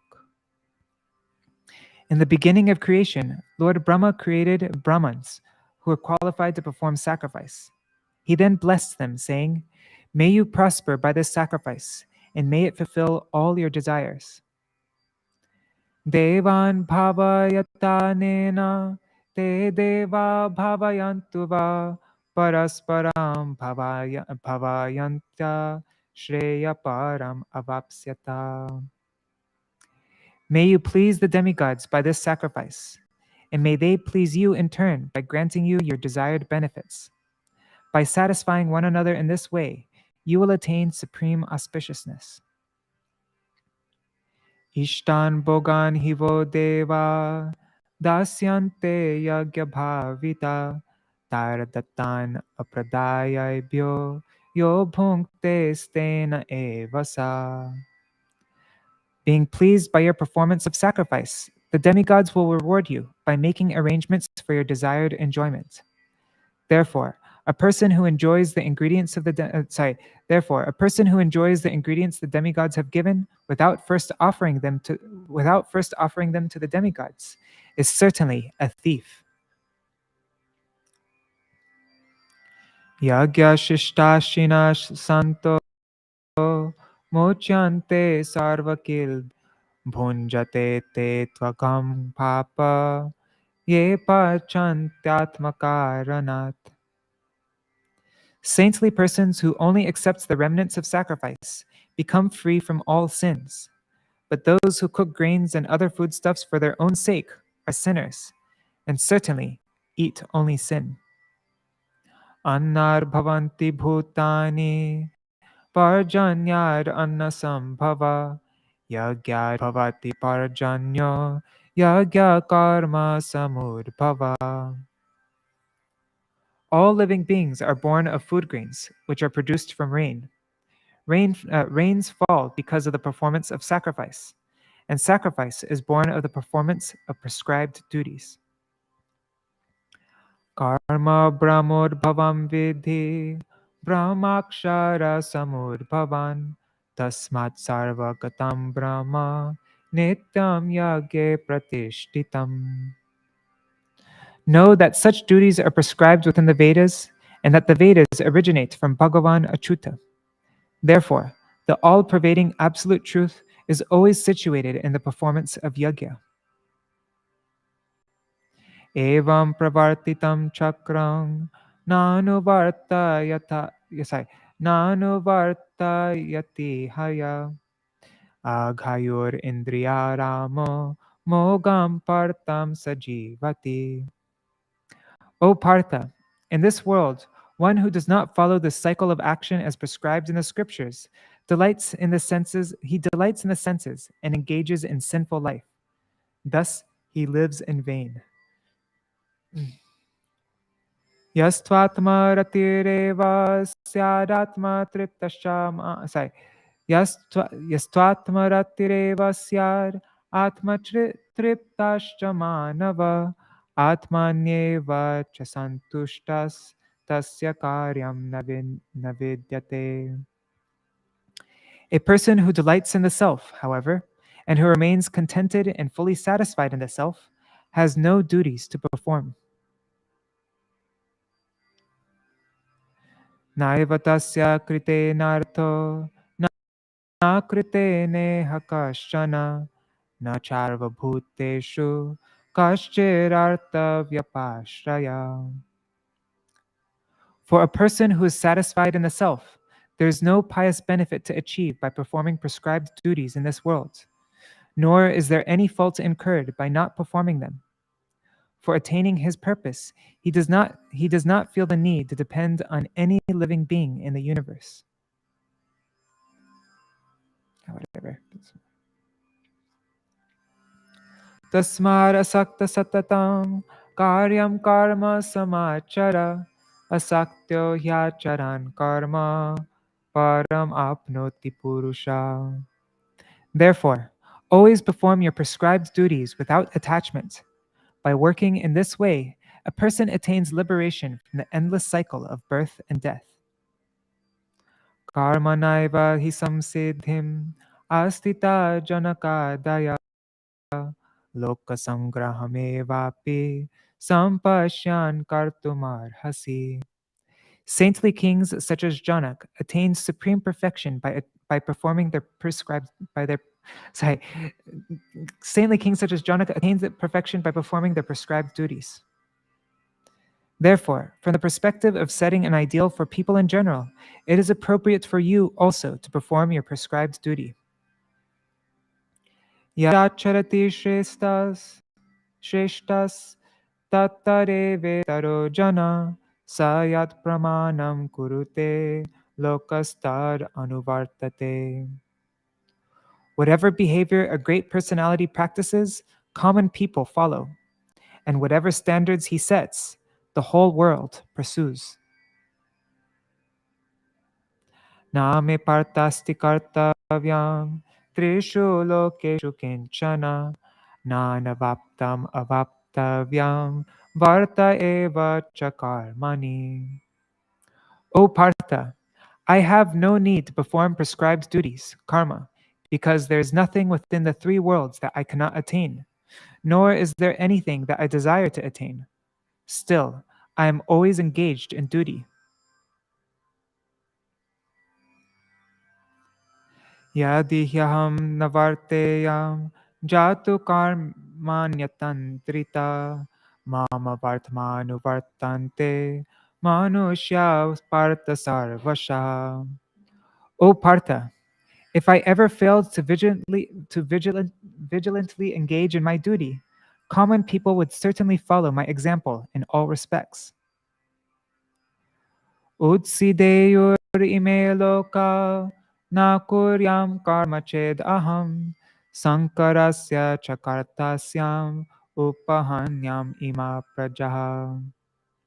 If I did not perform my duty, then all people would become degraded, and indirectly, I would become the cause of generating unwanted progeny. In this way, I would be instrumental in the destruction of the entire human populace. Sakta karmanya vidvangso yata kurvanti bharata kuryad vidvangstata saktash chikishir lokasangraham. O descendant of Bharata, ignorant people perform their duties with attachment. Those who are wise should also work, but without attachment, desiring to instruct the people in general. Na buddhi bhedam janayed agyanam karma sanginam yojayet sarva karmani vidvan yukta samacharan. A person who is learned in the path of spiritual advancement through knowledge should not bewilder the intelligence of ignorant people by instructing them to give up their prescribed duties and engage in the cultivation of gyan. Rather, by properly performing his own actions in a composed and detached state of mind, he should engage such people in their prescribed duties. Prakrite kriyamanani gunai karmani sarvasha ahankara vimurdatma kartaham iti manyate. All aspects of material activity are performed by the three binding forces of material nature. But a person whose intelligence by false ego thinks himself to be the doer. Kartaham iti manyate. I am the doer. Tattvavittu mahabaho guna karma vibhagayo guna guneshu vartanta iti matva nasajjate. O mighty armed Arjuna, a person who knows that the soul is aloof from the three binding forces of material nature, as well as from the laws of karma, does not falsely identify himself as the doer. This is because he understands that the senses are engaged in their respective sense objects and is aloof from them. Prakriter guna samudha sajjante guna karmasu tan akritsna vido mandan kritsna vinna vichalayit. Those bewildered by the three binding modes of nature become attached to sense. Those whose knowledge is complete should not unsettle such less intelligent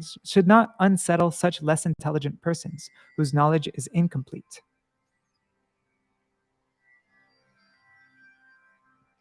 Mai sarvani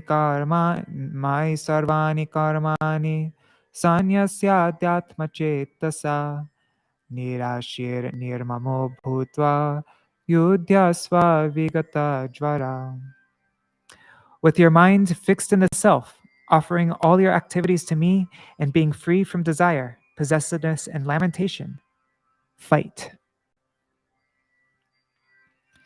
Ye me matam idam nityam anutishtanti manava Shraddhanvanto nasuyanto mochante te pikarmabhi. Those who are free from the propensity for fault finding, who have complete faith in me, and who always abide by my teachings to perform Nishkam Karma Yoga, are liberated from the bondage of fruitive action.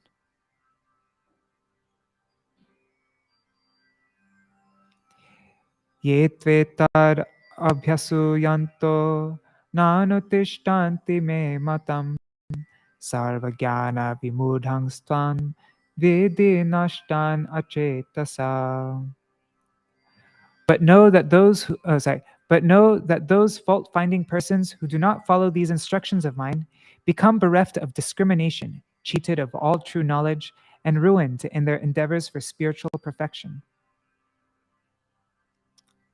Sasham cheshtate swasya prakriter jnanavanapi prakritim yanti bhutani nigraha kim karishyati.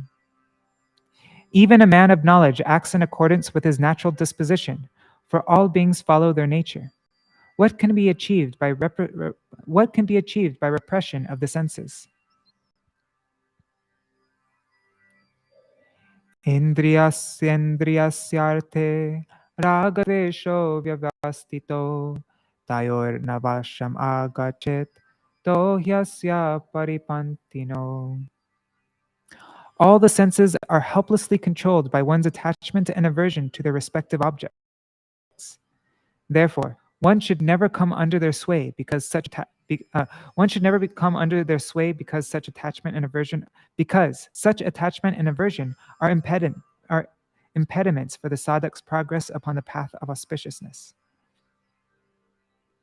Never come under the sway of attachment and aversion, because these are impediments on the sadhak's progress. For the sadhak's Shreyan swadharma viguna paradharmatnushtitat swadharme nidhanam shreya paradharmo bhayavaha. It is far better to execute one's prescribed duties, even though imperfectly, than to perform another's duties perfectly. It is better to die discharging one's own duty in accordance with the varnashram system than to engage in another's duty, for it is dangerous to follow another's path. Arjuna uvacha atakena prayuktoyam papam charati purusha anichan api varshneya balad eva niyojita. Arjuna said, O Krishna, O descendant of Vrishni, what is it that seems to forcibly impel a person to engage in sinful deeds, even though he is unwilling to do so? Shri Bhagavan Uvacha Kama Esha Krodha Esha Rajoguna Samudbhava Mahashano Mahapapma Vidhenam Iva Vairinam. Shri Bhagavan said, this lust, the desire to enjoy sense objects, which indeed transforms into wrath, is born of passion. It is all-devouring and extremely fearsome. Know it to be the primary enemy of the living entities in this world. Dhumena vriyate vahnir yatadarsho malena cha yatolbena vrito garbhas tatha tene damavritam. Just as fire is covered by smoke, a mirror by dust, and an embryo by the womb, so the true knowledge of the living being remains covered by the different degrees of lust.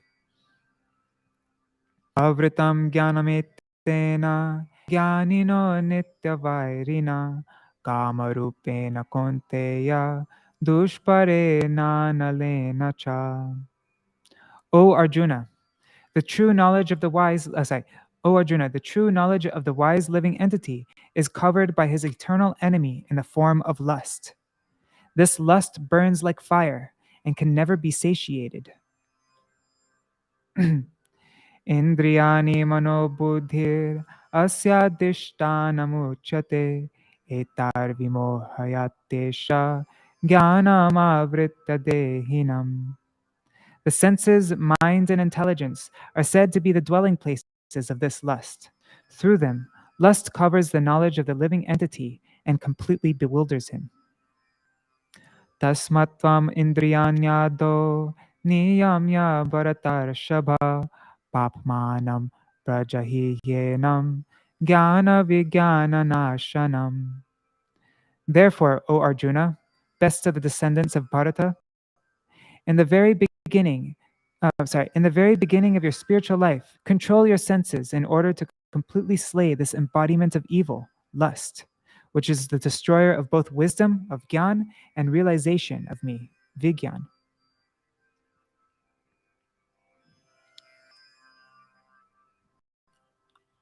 Indriyani paranyahur, indriyebhya paramana, manasastu para buddhir, buddhirya paratastu sa. The senses are said to be superior to inert matter, and the mind is superior to the senses. The intelligence is superior to the mind, and he, the soul, is superior even to the intelligence.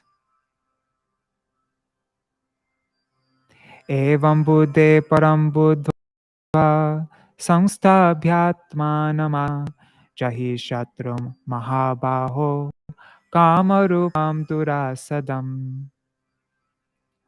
O mighty armed Arjuna, knowing the soul to be superior to the intelligence, control the mind with pure intelligence that relates to the true self, and destroy this formidable enemy in the form of lust. Now we come to chapter 4. Everything's running okay? All right. So my Gurudev's summary of chapter 4. Chapter 4, Jnana Yoga. Yoga through transcendental knowledge. The fourth chapter begins with instructions on Jnana Yoga, the path of spiritual advancement through transcendental knowledge. It first explains that one can only obtain genuine knowledge of the truth by receiving the mercy of Sri Gurudev, who has seen that truth. The process of receiving this mercy is to hear from a person in a bona fide disciplic succession. That transcendental knowledge cannot possibly be obtained through mundane learning, intelligence, or knowledge. This chapter also explains that an incarnation of the Supreme Lord appears in every millennium. The birth and activities of the Lord are divine, and it is foolish and offensive to consider them mundane. One attains this knowledge of the absolute truth and the association of a self-realized spiritual master. One gradually hears from him about the unique characteristics of communion with the Lord. Through such knowledge, the unique characteristics of communion with the Lord, through such knowledge and its superiority over the linking. He learns of this through such knowledge and its superiority over linking with him by offering him the fruit of one's work. A person can easily cross over the ocean of birth and death by taking shelter of authentic knowledge. The practitioner who doubts this cannot make progress. One who lacks this conclusive knowledge of the truth will become fallen and deviate from the path. He will become trapped again in the cycle of fruitive action.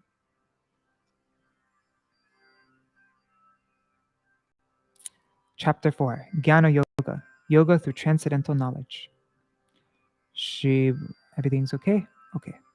Shri Bhagavan-uvacha imam vivasvate yogam proktavan ahamavyayam vivasvan manave praha manor ikshvakave bravit. Shri Bhagavan said, I instructed this eternal science of yoga to the sun god Vivasvan, who instructed it to Manu. Manu then instructed it to Ikshvaku. Evam parampara praptam imang rajarshayo vidu sakale neha mahata yogo nashta parantapa. O Arjuna, this yoga was thus received in disciplic succession, and the saintly kings understood it through that process. But after a prolonged time, it almost became lost to the world. Sa evayam mayatedya yoga prokta puratana Bhakto si me sakachete rahasyam hetarutamam. You are my devotee and my friend. For this reason, I am today explaining to you the supremely confidential knowledge of that ancient process of yoga. Arjuna Uvacha Aparam Bhavato Janma Param Janma Vivasvata Katam Etad Vajaniyam Tvamado Proktavan Iti. Arjuna said, your birth took place only recently, whereas the sun god was born in ancient times. How am I to understand that you spoke this yoga to him in a previous age? Shri Bhagavan Uvacha Bahuni me vyatitani janmani tavacharjuna tanyaham veda sarvani natvam veta parantapa. The all opulent personality of Godhead said, O chastiser of the foe, both you and I passed many lives. I remember all of them, whereas you do not. Ajopi son avyayatma bhutanam ishvaropi san prakritim swam adhishtaya sambhavam mayaya.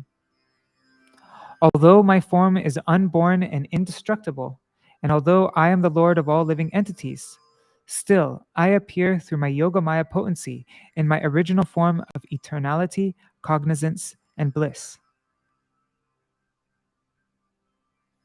Yada yada hi dharmasya glanir bhavati bharata abhyuthanam adharmasya tadatmanam srijamyaham. O descendant of Bharata, whenever there's a decline of religion and an increase in irreligion, at that time I manifest my eternally perfect form in this mundane world.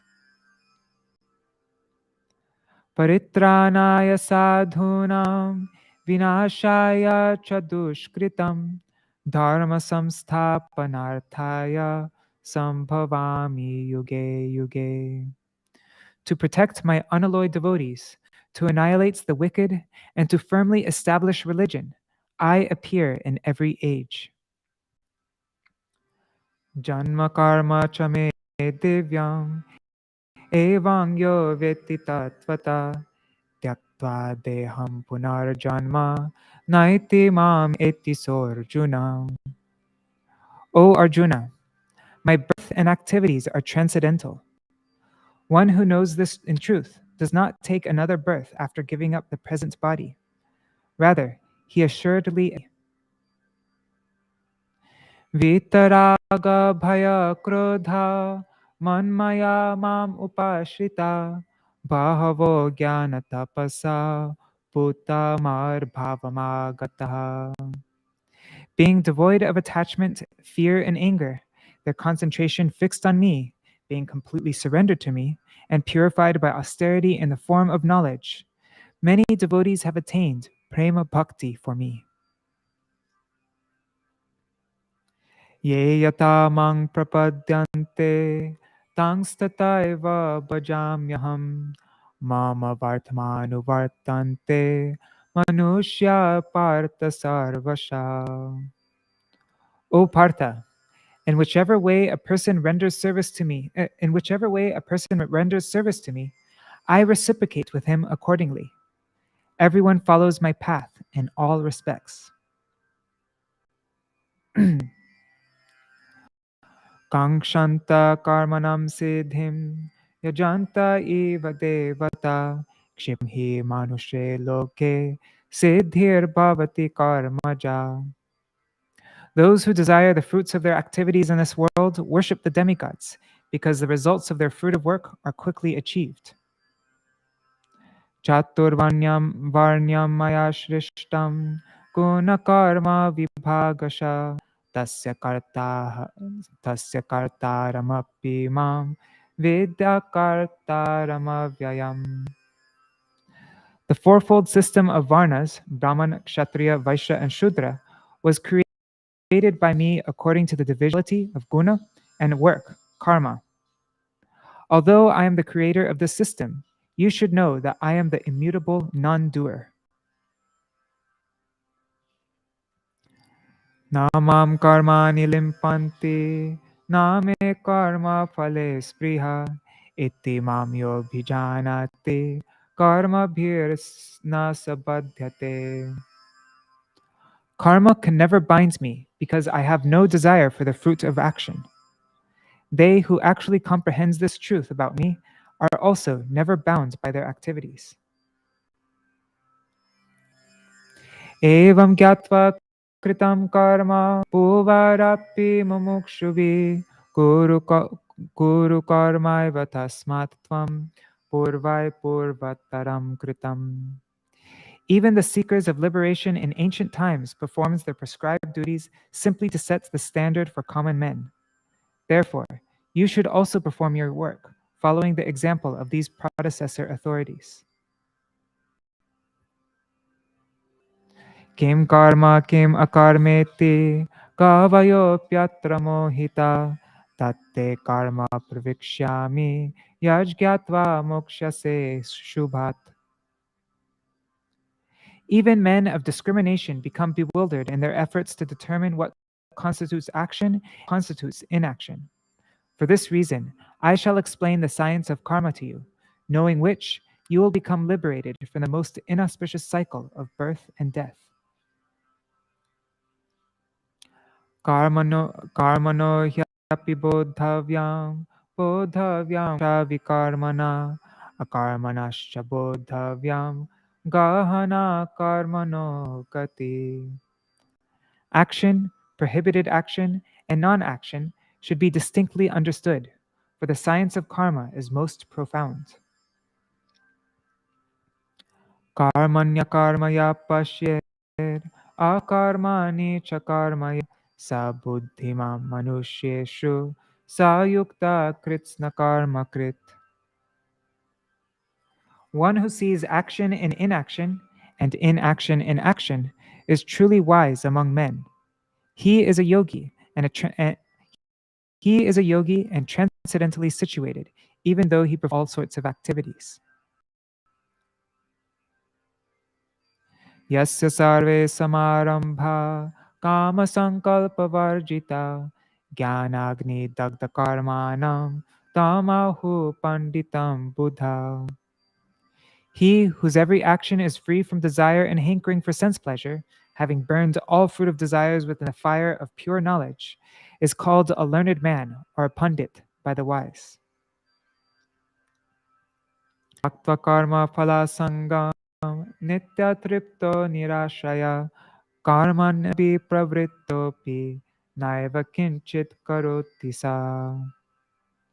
One who's renounced attachments to the fruits of his work, who is always satisfied by his own internal bliss, and who is not dependent on anyone for his maintenance, performs no action, even though fully engaged in all types of action. Nirashiryata chittatma tyakta sarva parigraha shariram kevalam karma kurvan napnoti kilbisham. A person who can control his mind and senses, who is devoid of fruit of desires, who renounces all varieties of sense pleasure, and who works only for bodily maintenance, does not become affected by sinful reactions.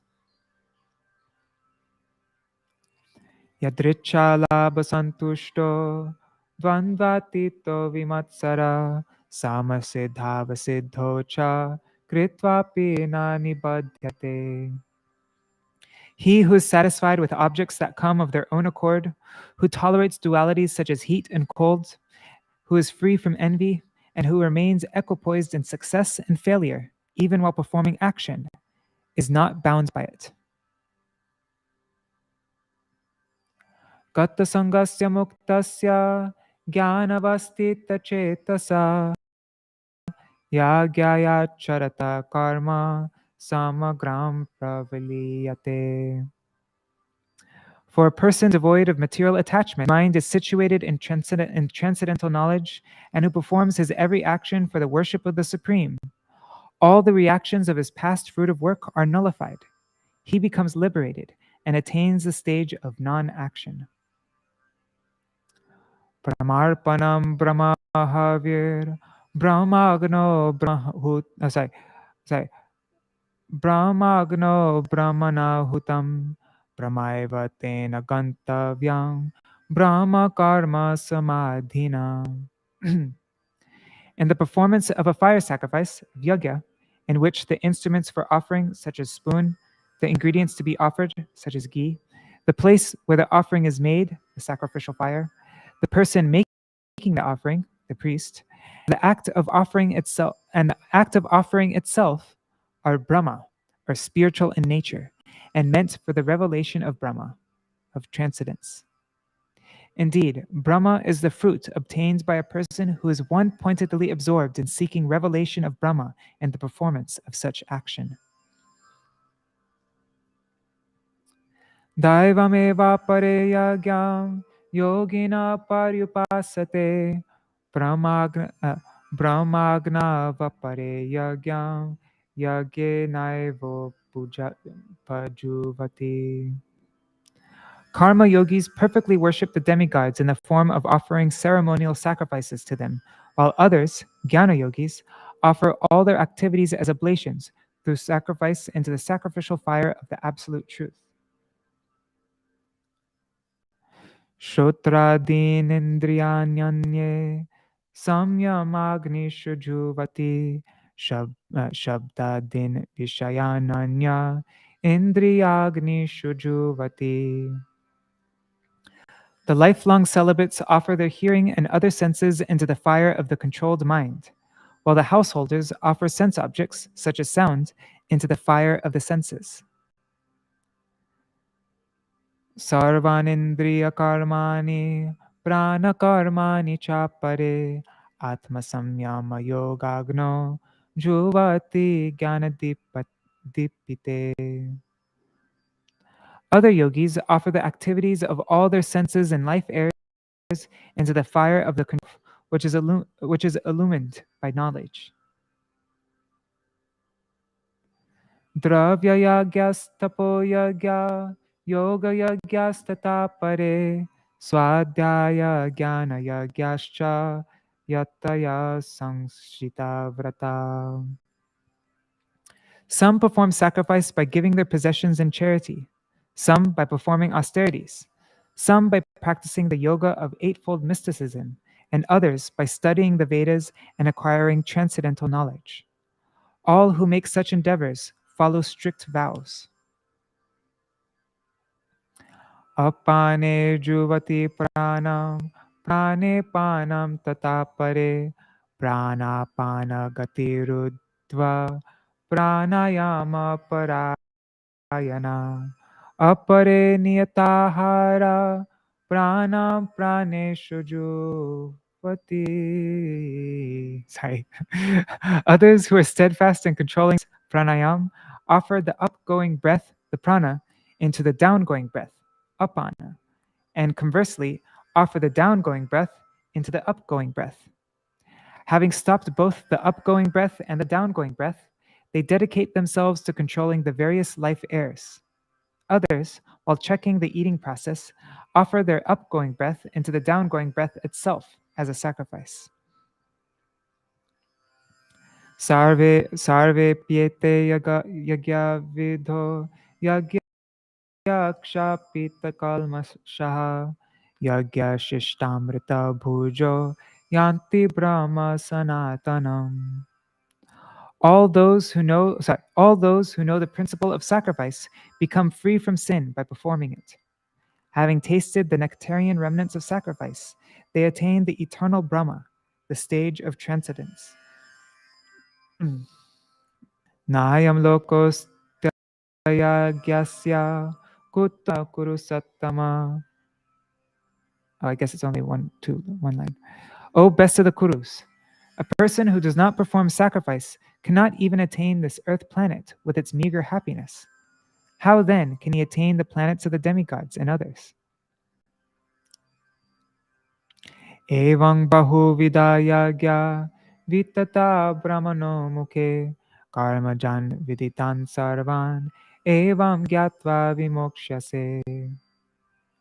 The various types of sacrifices are elaborately explained in the Vedas. Knowing all of them to be born of prescribed dharma, you will attain liberation. Shreyan dravya mayad yagyaj jnana yagya parantapa sarvam karma kilam partha jnane parisamapyate. O Parantapa, sacrifice resulting in realizing transcendental knowledge, jnana yagya, is superior to the mere performance of ceremonial rites and sacrifices, Dravamaya Yagya, because, O Partha, the performance of all prescribed action culminates in transcendental knowledge. Tadvidi pranipatena pariprashnena sevaya upadekshanti te jnanam jnaninas tattvadarshina. Understand this transcendental knowledge by offering your prostrated obeisances to the spiritual master who imparts such knowledge, by asking him questions, and by rendering service to him. Those who have direct perception of the supreme absolute truth and who are well versed in the imports of the scriptures can enlighten you by instructing you on this science. Yaj gyatva na punarmoham evam yasyasipan yena bhutanya sheshani drakshasyatmanyato mai. O Pandava, after understanding such knowledge, you will never again be deluded. Through it, you will perceive all living beings as spirit souls, and you will see them and you will see them in me, the all-pervading super soul. Apicher asipapebhya sarvebhya papakritama sarvam jnana plavenaiva vrejenam santarishyasi. Even if you are the most sinful of sinners, you will be able to completely cross over the ocean of all sins by taking shelter of this boat of transcendental knowledge. Yataidhangsi samidhognir bhasmasat kurute arjuna jnanagni sarvakarmani bhasmasat kurute tata. O Arjuna, just as a blazing fire burns firewood to ashes, in the same way, the fire of transcendental knowledge burns to ashes the reactions to all types of karma. Nahi jnanena sadrisham pavitram iha vidyate tatsvayam yoga samsiddha kalenatmani vindati. In this world, there is nothing more purifying than mental knowledge. A person who has attained complete perfection in worshiping the Supreme Lord by working without attachments to the fruit of his prescribed duty spontaneously receives such knowledge within his heart in due course of time.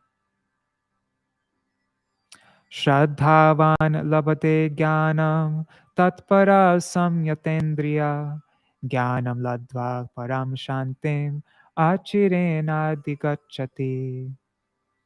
A person who is faithful, who has conquered his senses, and who is devoted to the practice of worshiping the Supreme Lord by working without attachments to the fruit of his prescribed duty, Nishkam Karma Yoga, attains transcendental knowledge, whereupon he quickly attains supreme peace in the form of the destruction of bondage to the material world. Agyascha shadadhanascha samshayatma vinashyati nayam lokostina paro nasukam samshayatmana.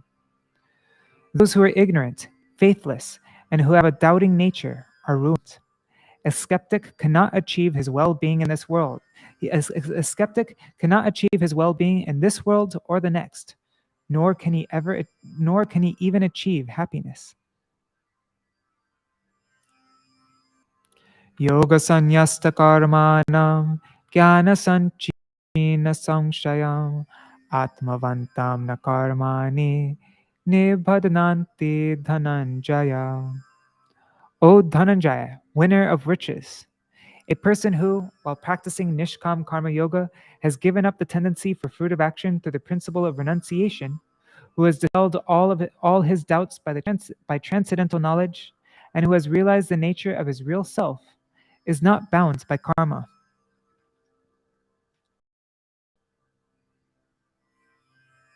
Tasmad agyana sambhutam hritstam gyanasinatmana chitvainam samshayam yogam atishto bharata. Therefore, O descendant of Bharata, with the sword of knowledge, slash the doubts in your heart which are born of ignorance. Take shelter of Nishkam Karma Yoga and prepare for battle. Chapter 5. Sorry, let's read the summary. Chapter 5, Karma Sannyas Yoga, Yoga through renunciation of action. Summary of my Gurudev. Upon attaining knowledge of the truth, the practitioner becomes qualified to connect with the Supreme through the renunciation of prescribed duty. At that time, he realizes that real renunciation means to give up attachment to prescribed action and its fruits. For one whose heart is still impure, it is both proper and beneficial to adopt the practice of offering the fruit of one's work to the Lord, remaining detached from both the process and its result, rather than completely renouncing the work itself. Selflessly offering the results of one's prescribed duty to the Lord bestows the qualification to attain the nature of Brahma, or God, and those who know God attain peace.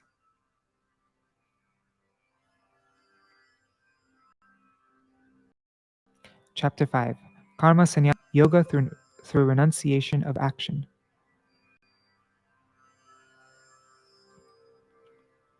Uh-oh. One second, let me fix this.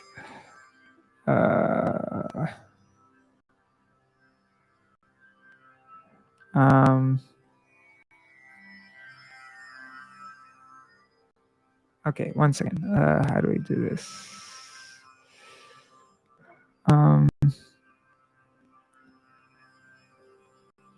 Let's make this Calibri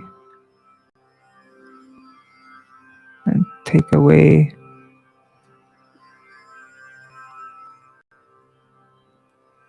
Okay. Now let's update.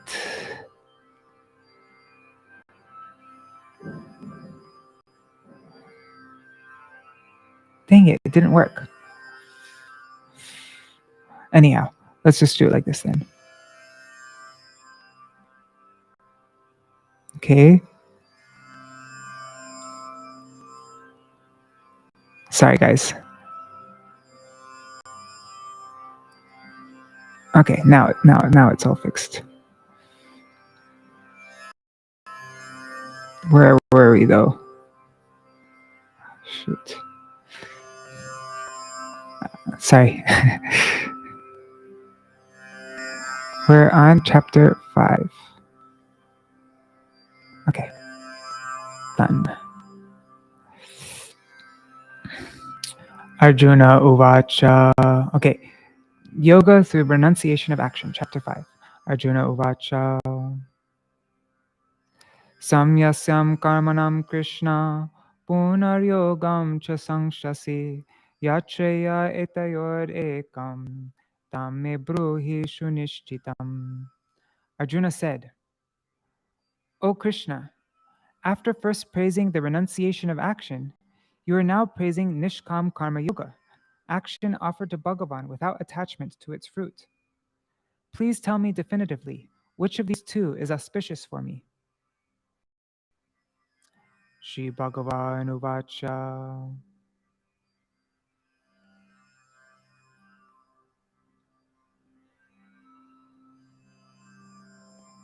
Okay. Shri Bhagavacha Sanyasya Karma Yogascha Nishreyasya Karavubho Tayostu Karma Sanyasyat Karma Yogo Vishishyate. Shri Bhagavan said, both renouncing one's prescribed duty, karma sannyas, and worshipping the Supreme Lord by selflessly giving him the fruits of one's prescribed duty, nishkam karma yoga, bring auspiciousness. But Nishkam Karma Yoga is certainly superior to karma success.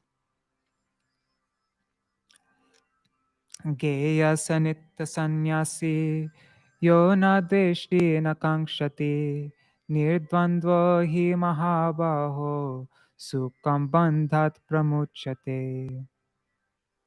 O mighty armed Arjuna, one who neither hates nor desires anything is worthy to be known as a sannyasi. But one who is free from the dualities of aversion and attachment easily becomes liberated from bondage to this material world. Sankhya yoga pratagbala pravadanti na pandita ekamapyastita samyag ubhayor vindate phalam. Only the ignorant say that the renunciation of action, Sankhya, and worshipping Bhagavan by selflessly offering him the fruit of one's action, Nishkam Karma Yoga, are different. The wise reject such opinions. By following either path correctly, one attains the result of both in the form of liberation from material bondage.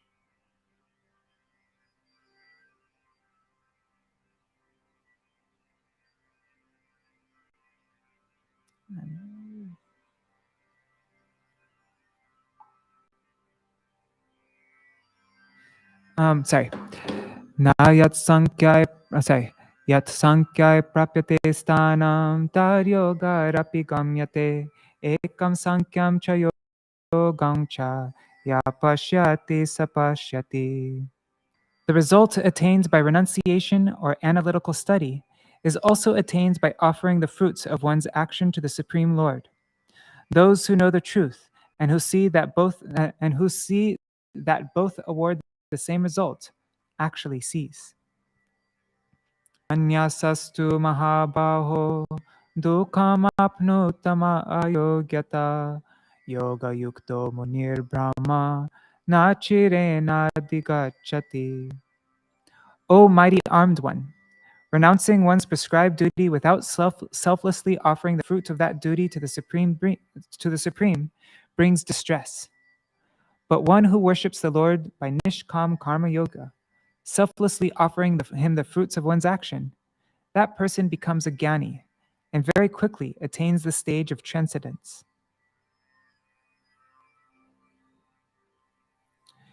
Yoga yukto vishuddhatma vijitatma jitendriya sarva bhutatma bhutatma kurvan api na lipyate. A person who performs Nishkam Karma Yoga with a purified mind and controlled intelligence, and whose senses are also under his control, is the object of affection for all living beings. He is unaffected by action, even though engaged in action. Naiva kinchit karomiti yukto manyeta tatvavit pashyan shrinvan sprishan jigran ashnan gachan swapan shwasan parlapan visrijan grinan unmisham nimishan api indriyan indriyarteshu vartanta iti dharayan. When a person who selflessly offers the results of his endeavors to the Supreme becomes situated in knowledge, he concludes through his intelligence that even while seeing, hearing, touching, smelling, eating, moving, sleeping, breathing, speaking, evacuating, grasping, and opening and closing his eyes, he actually does nothing. Rather, his senses are engaged with the respective sense objects. Brahmanyadhaya karmani Sangam tyaktva karotiya lipyate na sapapena parma patram ivam phasa. One who has renounced attachment to the fruit of action and offers that fruit to me, the Supreme Lord, does not become affected by sin, just as a lotus leaf remains untouched by water. Kayena manasa buddhya kevalar indriyarapi yogina karma kurvanti sangam taktatma shuddhaye. A yogi gives up all attachment and acts with his body, mind, and intelligence, just to purify the mind. Sometimes he performs action only with his senses, not even engaging his mind. Yukta karlam tvakta shantim apnoti naishtikim ayukta kamakarena phale sakto nibaddhate. Having given up attachments to the fruits of his actions, the yogi who selflessly offers the results of his prescribed duty to the Supreme attains unadulterated peace in the form of liberation from material existence. The sakam karmi, however, who is attached to the fruits of his activities and impelled by material desires, becomes entangled. Sarva karmani manasa sanyasyaste sukam vashi navadvare pure dehi naiva kurvan karayan. The sense-controlled soul, the Nishkam Karma Yogi, having renounced within his mind attachments to the fruits of all prescribed duty, happily dwells in the city of 9 gates, neither performing action himself nor causing anyone to act. Nakartritvam nakarmani lokasya srijati prabhu nakarma phala samyogam svabhavastu pravartate. The Supreme Lord has neither created the individual's tendency to act, nor the acts, nor the resultant fruits. All this is performed by their acquired nature, the nature impelled by the ignorance or illusion that has covered them since time immemorial. Na datte kasyachit papam, na chaiva sukritam vibhu, agyanena vritam gyanam, tena muhyanti jantava. The Supreme Lord does not accept anyone's sinful or pious reactions. Ignorance covers the inherent true nature of the living entities and bewilders them. Jnanena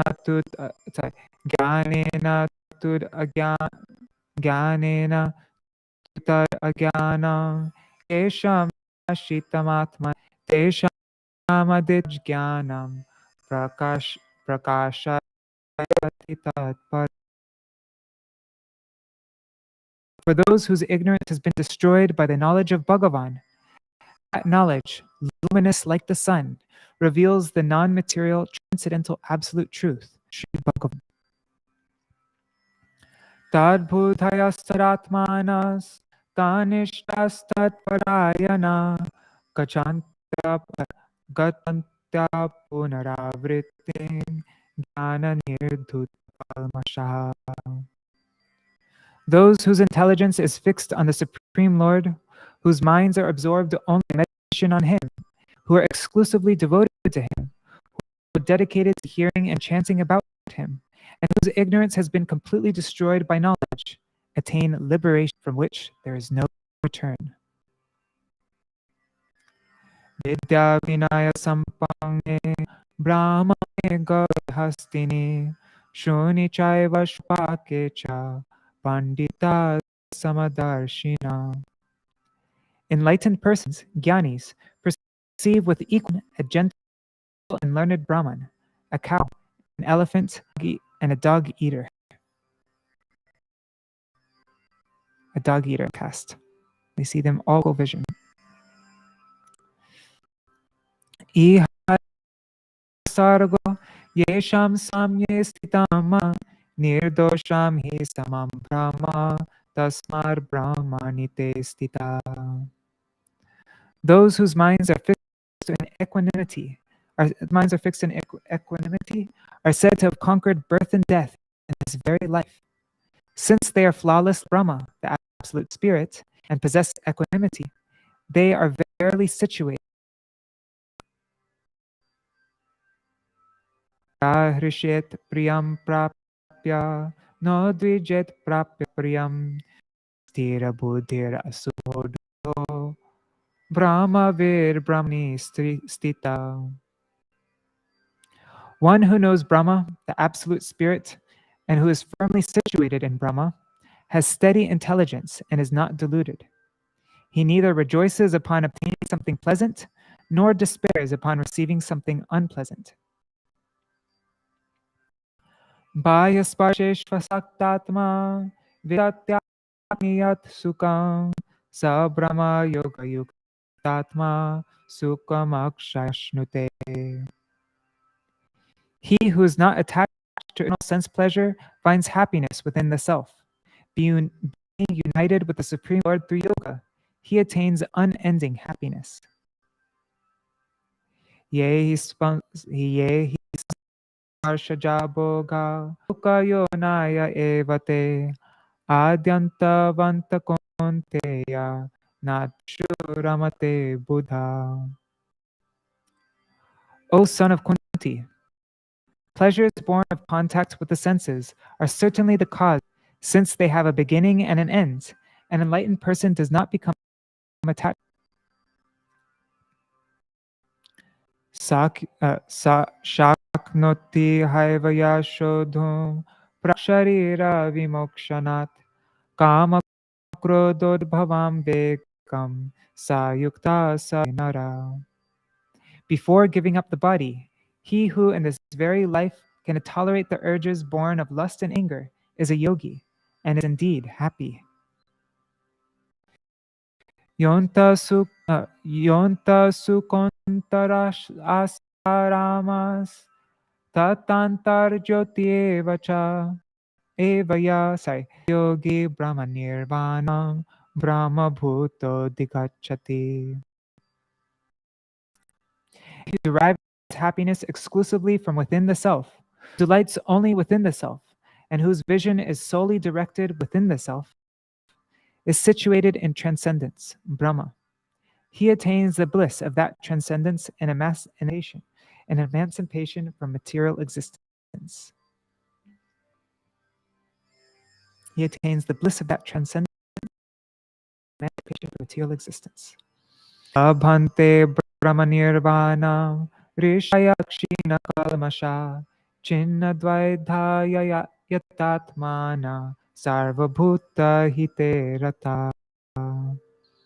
Those saintly persons who are free from sin and doubt, who control their minds, and who are attached to the welfare of all living entities, attain emancipation from material existence through realization of absolute spirit, of Brahma.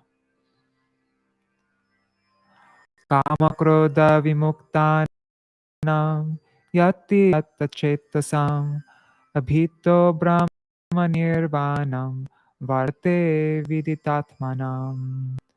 Those renunciates whose hearts are free from lust, anger, etc., who control their minds, and who are well versed in the truth of the soul, completely extinguish material life through spiritual realization.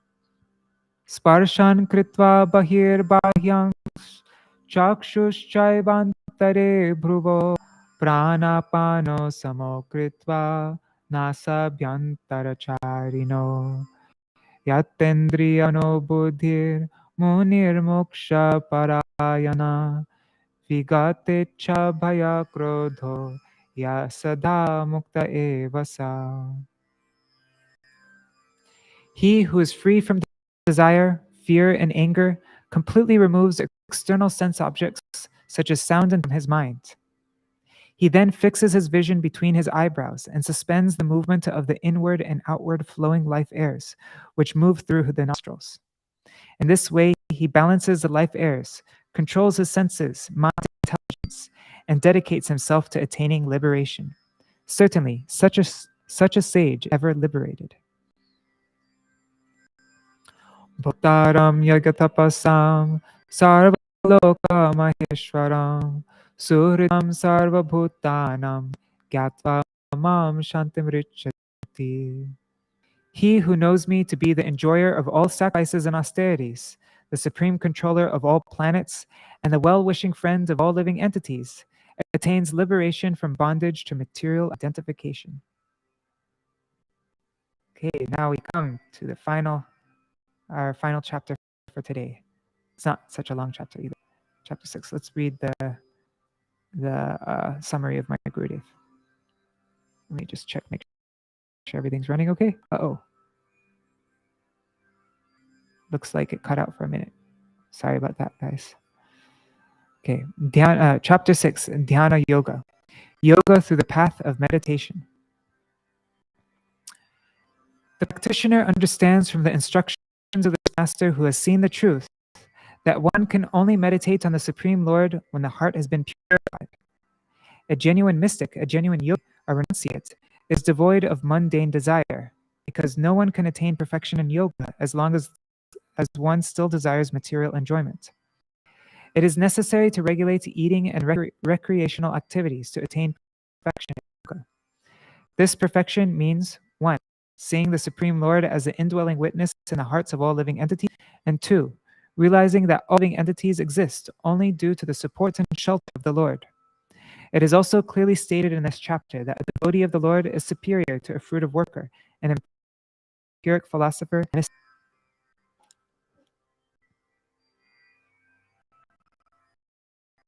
Okay, so chapter 6, Yoga through the path of meditation.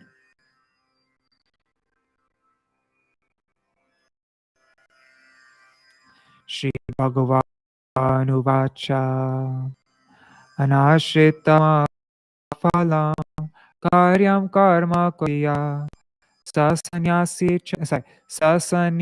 cha yogi cha na niragnirna cha kriya. Shri Bhagavan said, those who perform their prescribed activities without desiring the results of their actions are actually sannyasis and yogis. Those who simply cease performing fire sacrifices, such as the Agnihotra Yajna, are not sannyasis. And those who merely give up all bodily activities are not yogis. Yang samyasam iti prahur yogam tang vedi pandava nahyasanyasta sankalpo yogi bhavati kashchana. O Arjuna, know that what the wise call cessation of action, or karma sannyas, is the same as yoga, because one who is unable to give up the desire for the fruits of action and sense enjoyment become a yogi. Arurukshor muner yogam karma karanamochyate yogarudhasya tasyaiva shamakaranamochyate. For a sage who is aspiring to ascend the path of unwavering meditation on the Supreme Person, worshipping him by selflessly offering him the fruits of his activities is said to be, and when he achieves steadiness in that elevated stage of yoga, the renunciation of actions that distract his mind from meditation is said to be the means.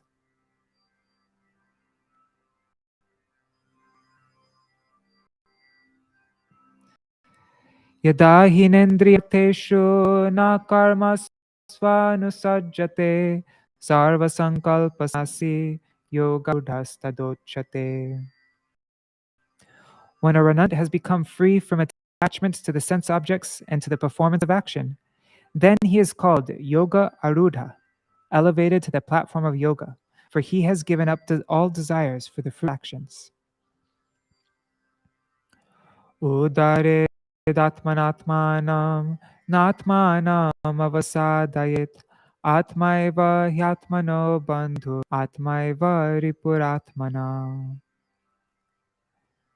A man must deliver himself from the material world through mental detachment, not allow the mind to degrade him, for the mind is simultaneously one's friend and also one's own enemy.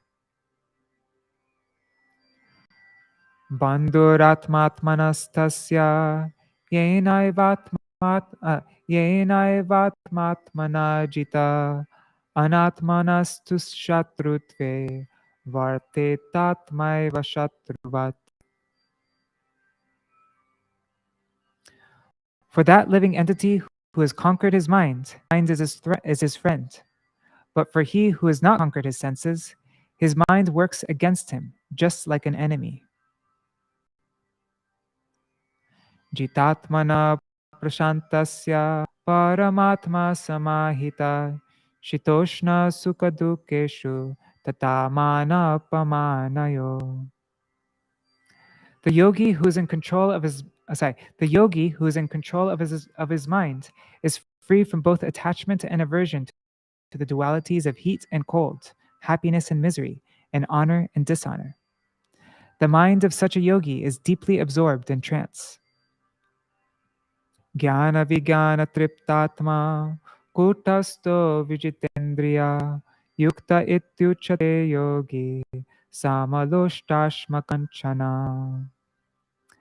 A person whose mind is satisfied by both knowledge, gyan, and realization, vigyan, whose consciousness is unaffected by material transformation, who's conquered the senses, and who looks equally upon sand, stone, and gold, is said to have attained the perfection of yoga.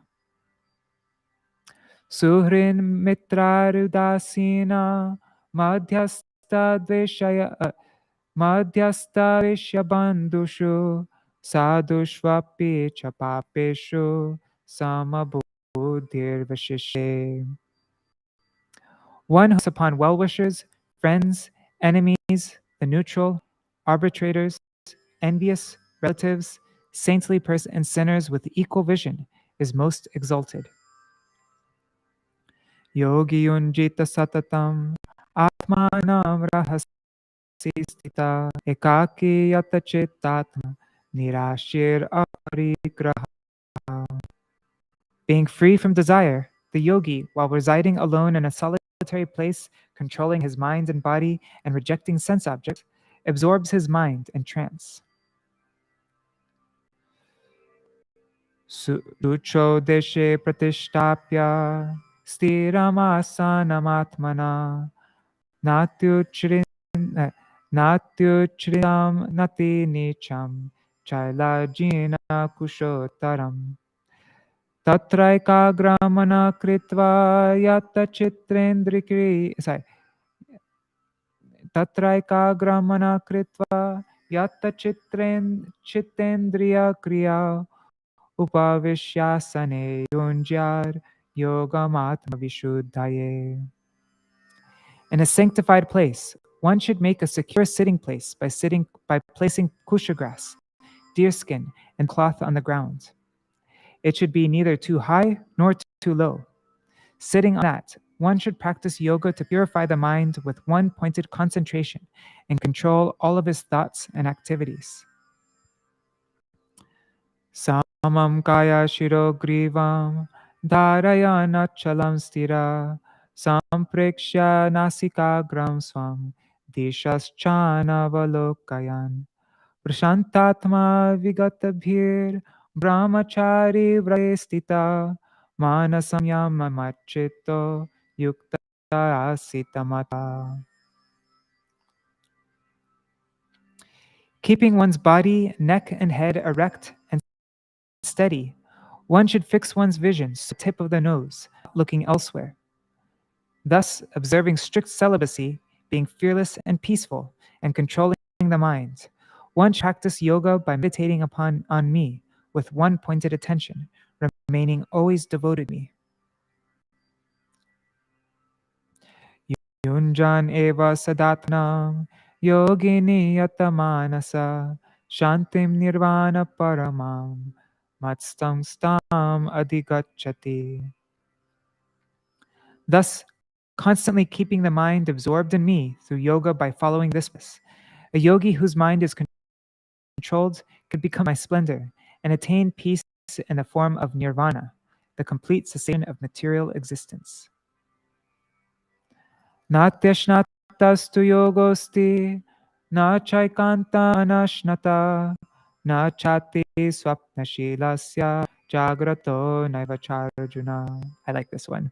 O Arjuna, yoga cannot be perfected by one who abstains from eating or by one who eats excessively, nor by one who sleeps too much or one by who sleeps too little.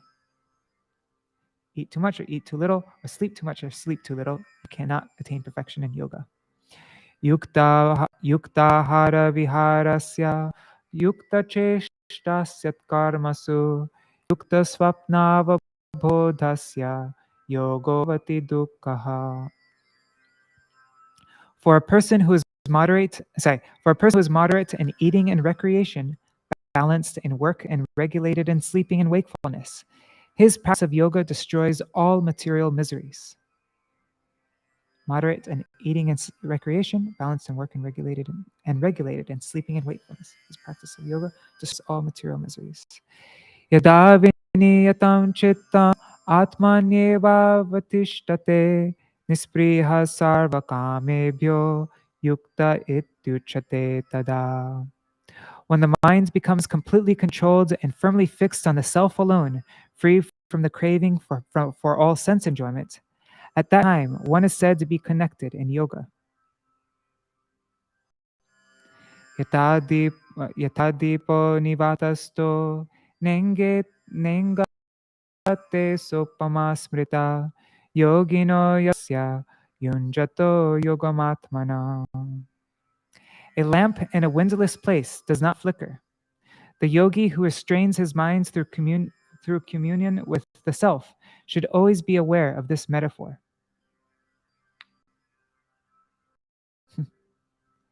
Yatro paramate chittam niruddham yoga sevaya yatra chaivatmanatmanam pashyam atmani tushyati sukham antyantikam yattar buddhir grahyam atindriyam veti yatra na chaivayam stitaschalati tatvata yam ladva chaparam labham manyate nadikam tata yasmin stito na dukkena unapi vichalyate tam vidya dukkha samyoga viyogam yoga samgitam sa nishchayena yoktavyo yoga nirna chetasa sankalpa prapavan kamangs tyaktva sarvam asheshata manasai vendriya gram viniyam yam samantata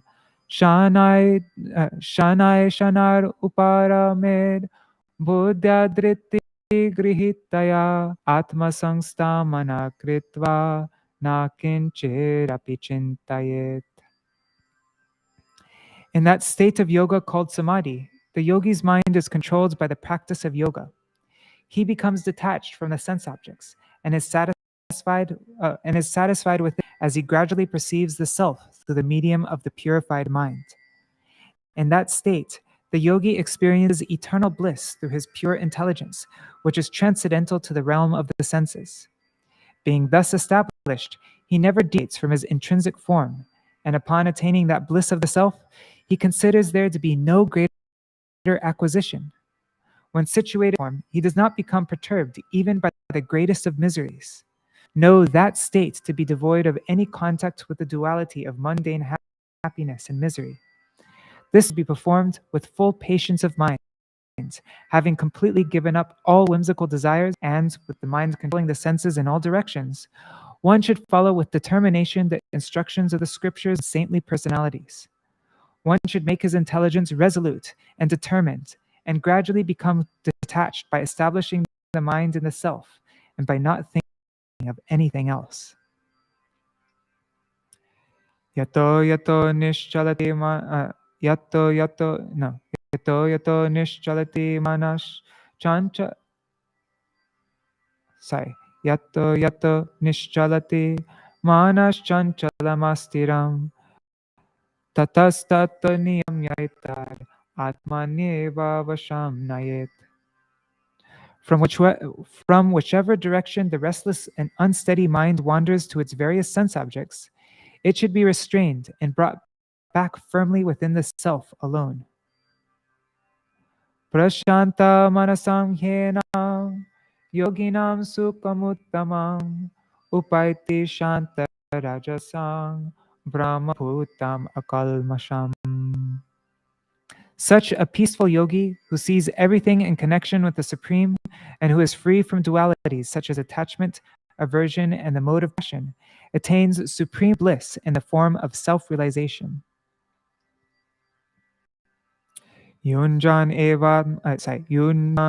evam sadatmanam yogi vigata kalmasha sukhena brahma samsparsham atyantam sukhamashnute. In this way, by continuous practice, a sinless yogi gradually makes the self steady in yoga and easily attains supreme bliss in the form of Brahma realization, becoming liberated from material existence even while in the present. Sarvabhutamatmanam sarvabhutani chatmani ikshate yoga yugatma sarvatra samadarshana. He who is absorbed in yoga perceives all beings with equal vision, sees the self in all beings, and sees all beings situated in the self. Omam pashyati sarvatra sarvam cha mai pashyati tasyaham na pranashyami sa cha me na pranashyati. Person who sees me in all beings and sees all beings in me, I am never out of his vision, and he is never out of mine. Sarvabhuta stitam yomam bhajate katsamastita sarvata vartmanopi sa yogi sarvata vartanopi sa yogi mai vartate. That's yogi who, with non-dual intelligence, worships me, in whom all beings take shelter, and who is free from the perception of duality, both during the stage of practice and sadhana and the stage of perfection. That person dwells exclusively in me in all circumstances. That yogi.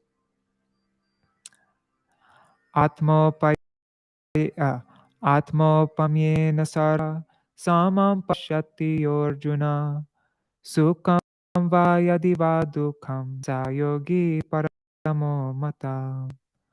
O Arjuna, who, through self-realization, sees all living entities to be like himself, and who considers their pleasure and pain to be his own, is the best yogi. That is my opinion. Arjuna uvacha yoyam yogastvaya prokta samyena madhusudana etasyaham napashyami chanchalatvat stitim stiram. Arjuna said, O Madhusudan, in the yoga you have just described, which is based on equanimity towards everyone, everywhere, everywhere, I cannot see any way to steady the mind due to its restless nature.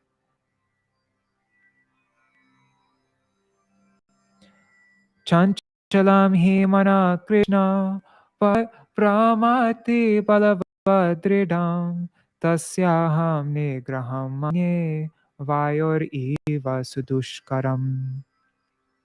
O Krishna, because the mind is by nature restless, powerful, obstinate, and capable of completely overpowering the entire body and senses, it seems as difficult to control as the wind.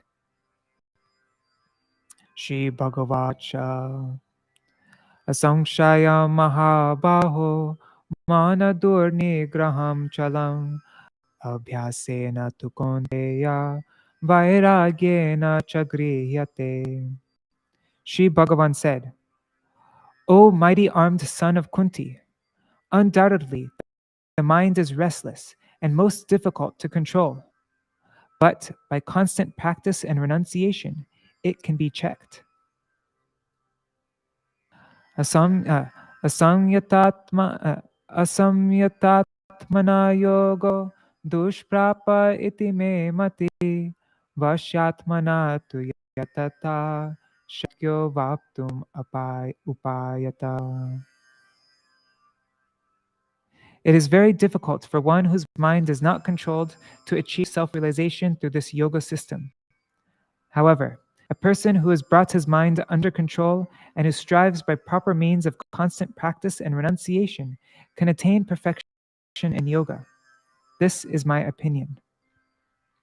Arjuna uvacha ayate shadayo peto yogachalita manasa apya yoga samsiddhim kam gatim Krishna gacchati.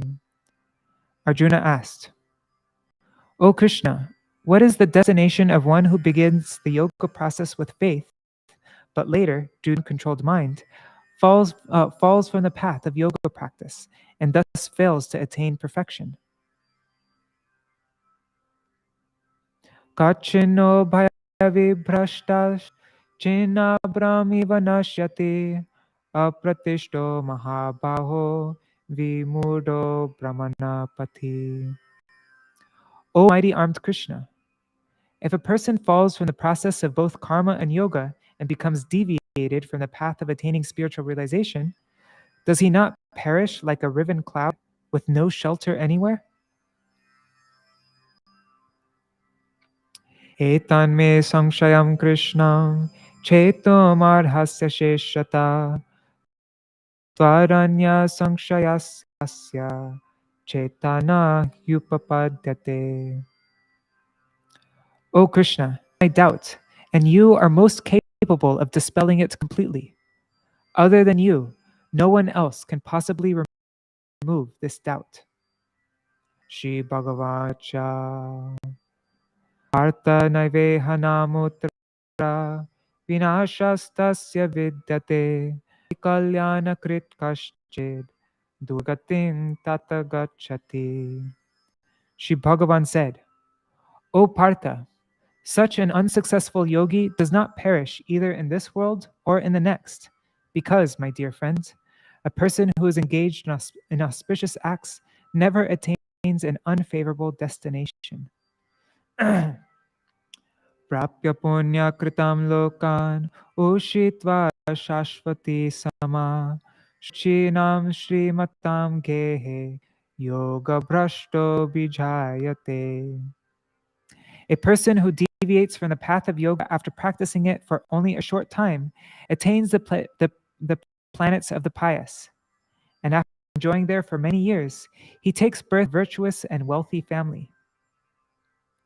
Attava yoginameva kule bhavati dhimatam etardi durlabhataram loke janma yadidisham. A person who deviates after practicing yoga for a long time takes his birth in the home of yogis who are endowed with great wisdom. Such a birth is undoubtedly very rare in this world. Tatratam buddhi samyogam labhate porvadaihikam yatate chatato bhuya siddho kurunandana. O son of the Kurus, that unsuccessful yogi, through his connection with the Supersoul, regains the divine consciousness of his previous birth, and thereafter he again endeavored complete perfection in yoga. Purvabhyasena tenaiva hriyate hyavashopi sa jigyasur api yogasya shabda brahmati vartate. By virtue of his previous practice, despite the presence of various impediments, he becomes forcefully attracted to the path of liberation, and even after a little inquiry about the practice of yoga, he surpasses the path of fruit action, sakama karma, described in the Vedas. Prayatmar yatamanastu yogi samshudakil bisha aneka janma sangsiddhas tatto yati param gatim. However, that yogi who endeavors with great effort becomes freed from all sins after many births and ultimately becomes perfect. Thus he attains the supreme destination. Tapasvibhyo diko yogi jnanibhyopi matodhika karmibhyaschadiko yogi tasmad yogi bhavarjuna. The yogi who worships Paramatma is considered superior to the aesthetic, superior to the worship of the impersonal aspect of the Supreme, and superior to the fruit of worker. Therefore, O Arjuna, be a yogi. Last verse. Yoginam api sarvesham margatenantaratmana shraddhavan bhajate yomam sameyukta tamo mataha. However, he who constantly However, he who constantly performs bhajan of me with full faith, his mind incessantly attached to me, is, in my opinion, the topmost of all yogis. Jai Shri Bhagavad-gītā ki Jai. Krishna Arjuna ki Jai. Hare Krishna, Hare Krishna, Krishna Krishna, Hare Hare, Hare Rama, Hare Rama, Rama Rama, Hare Hare.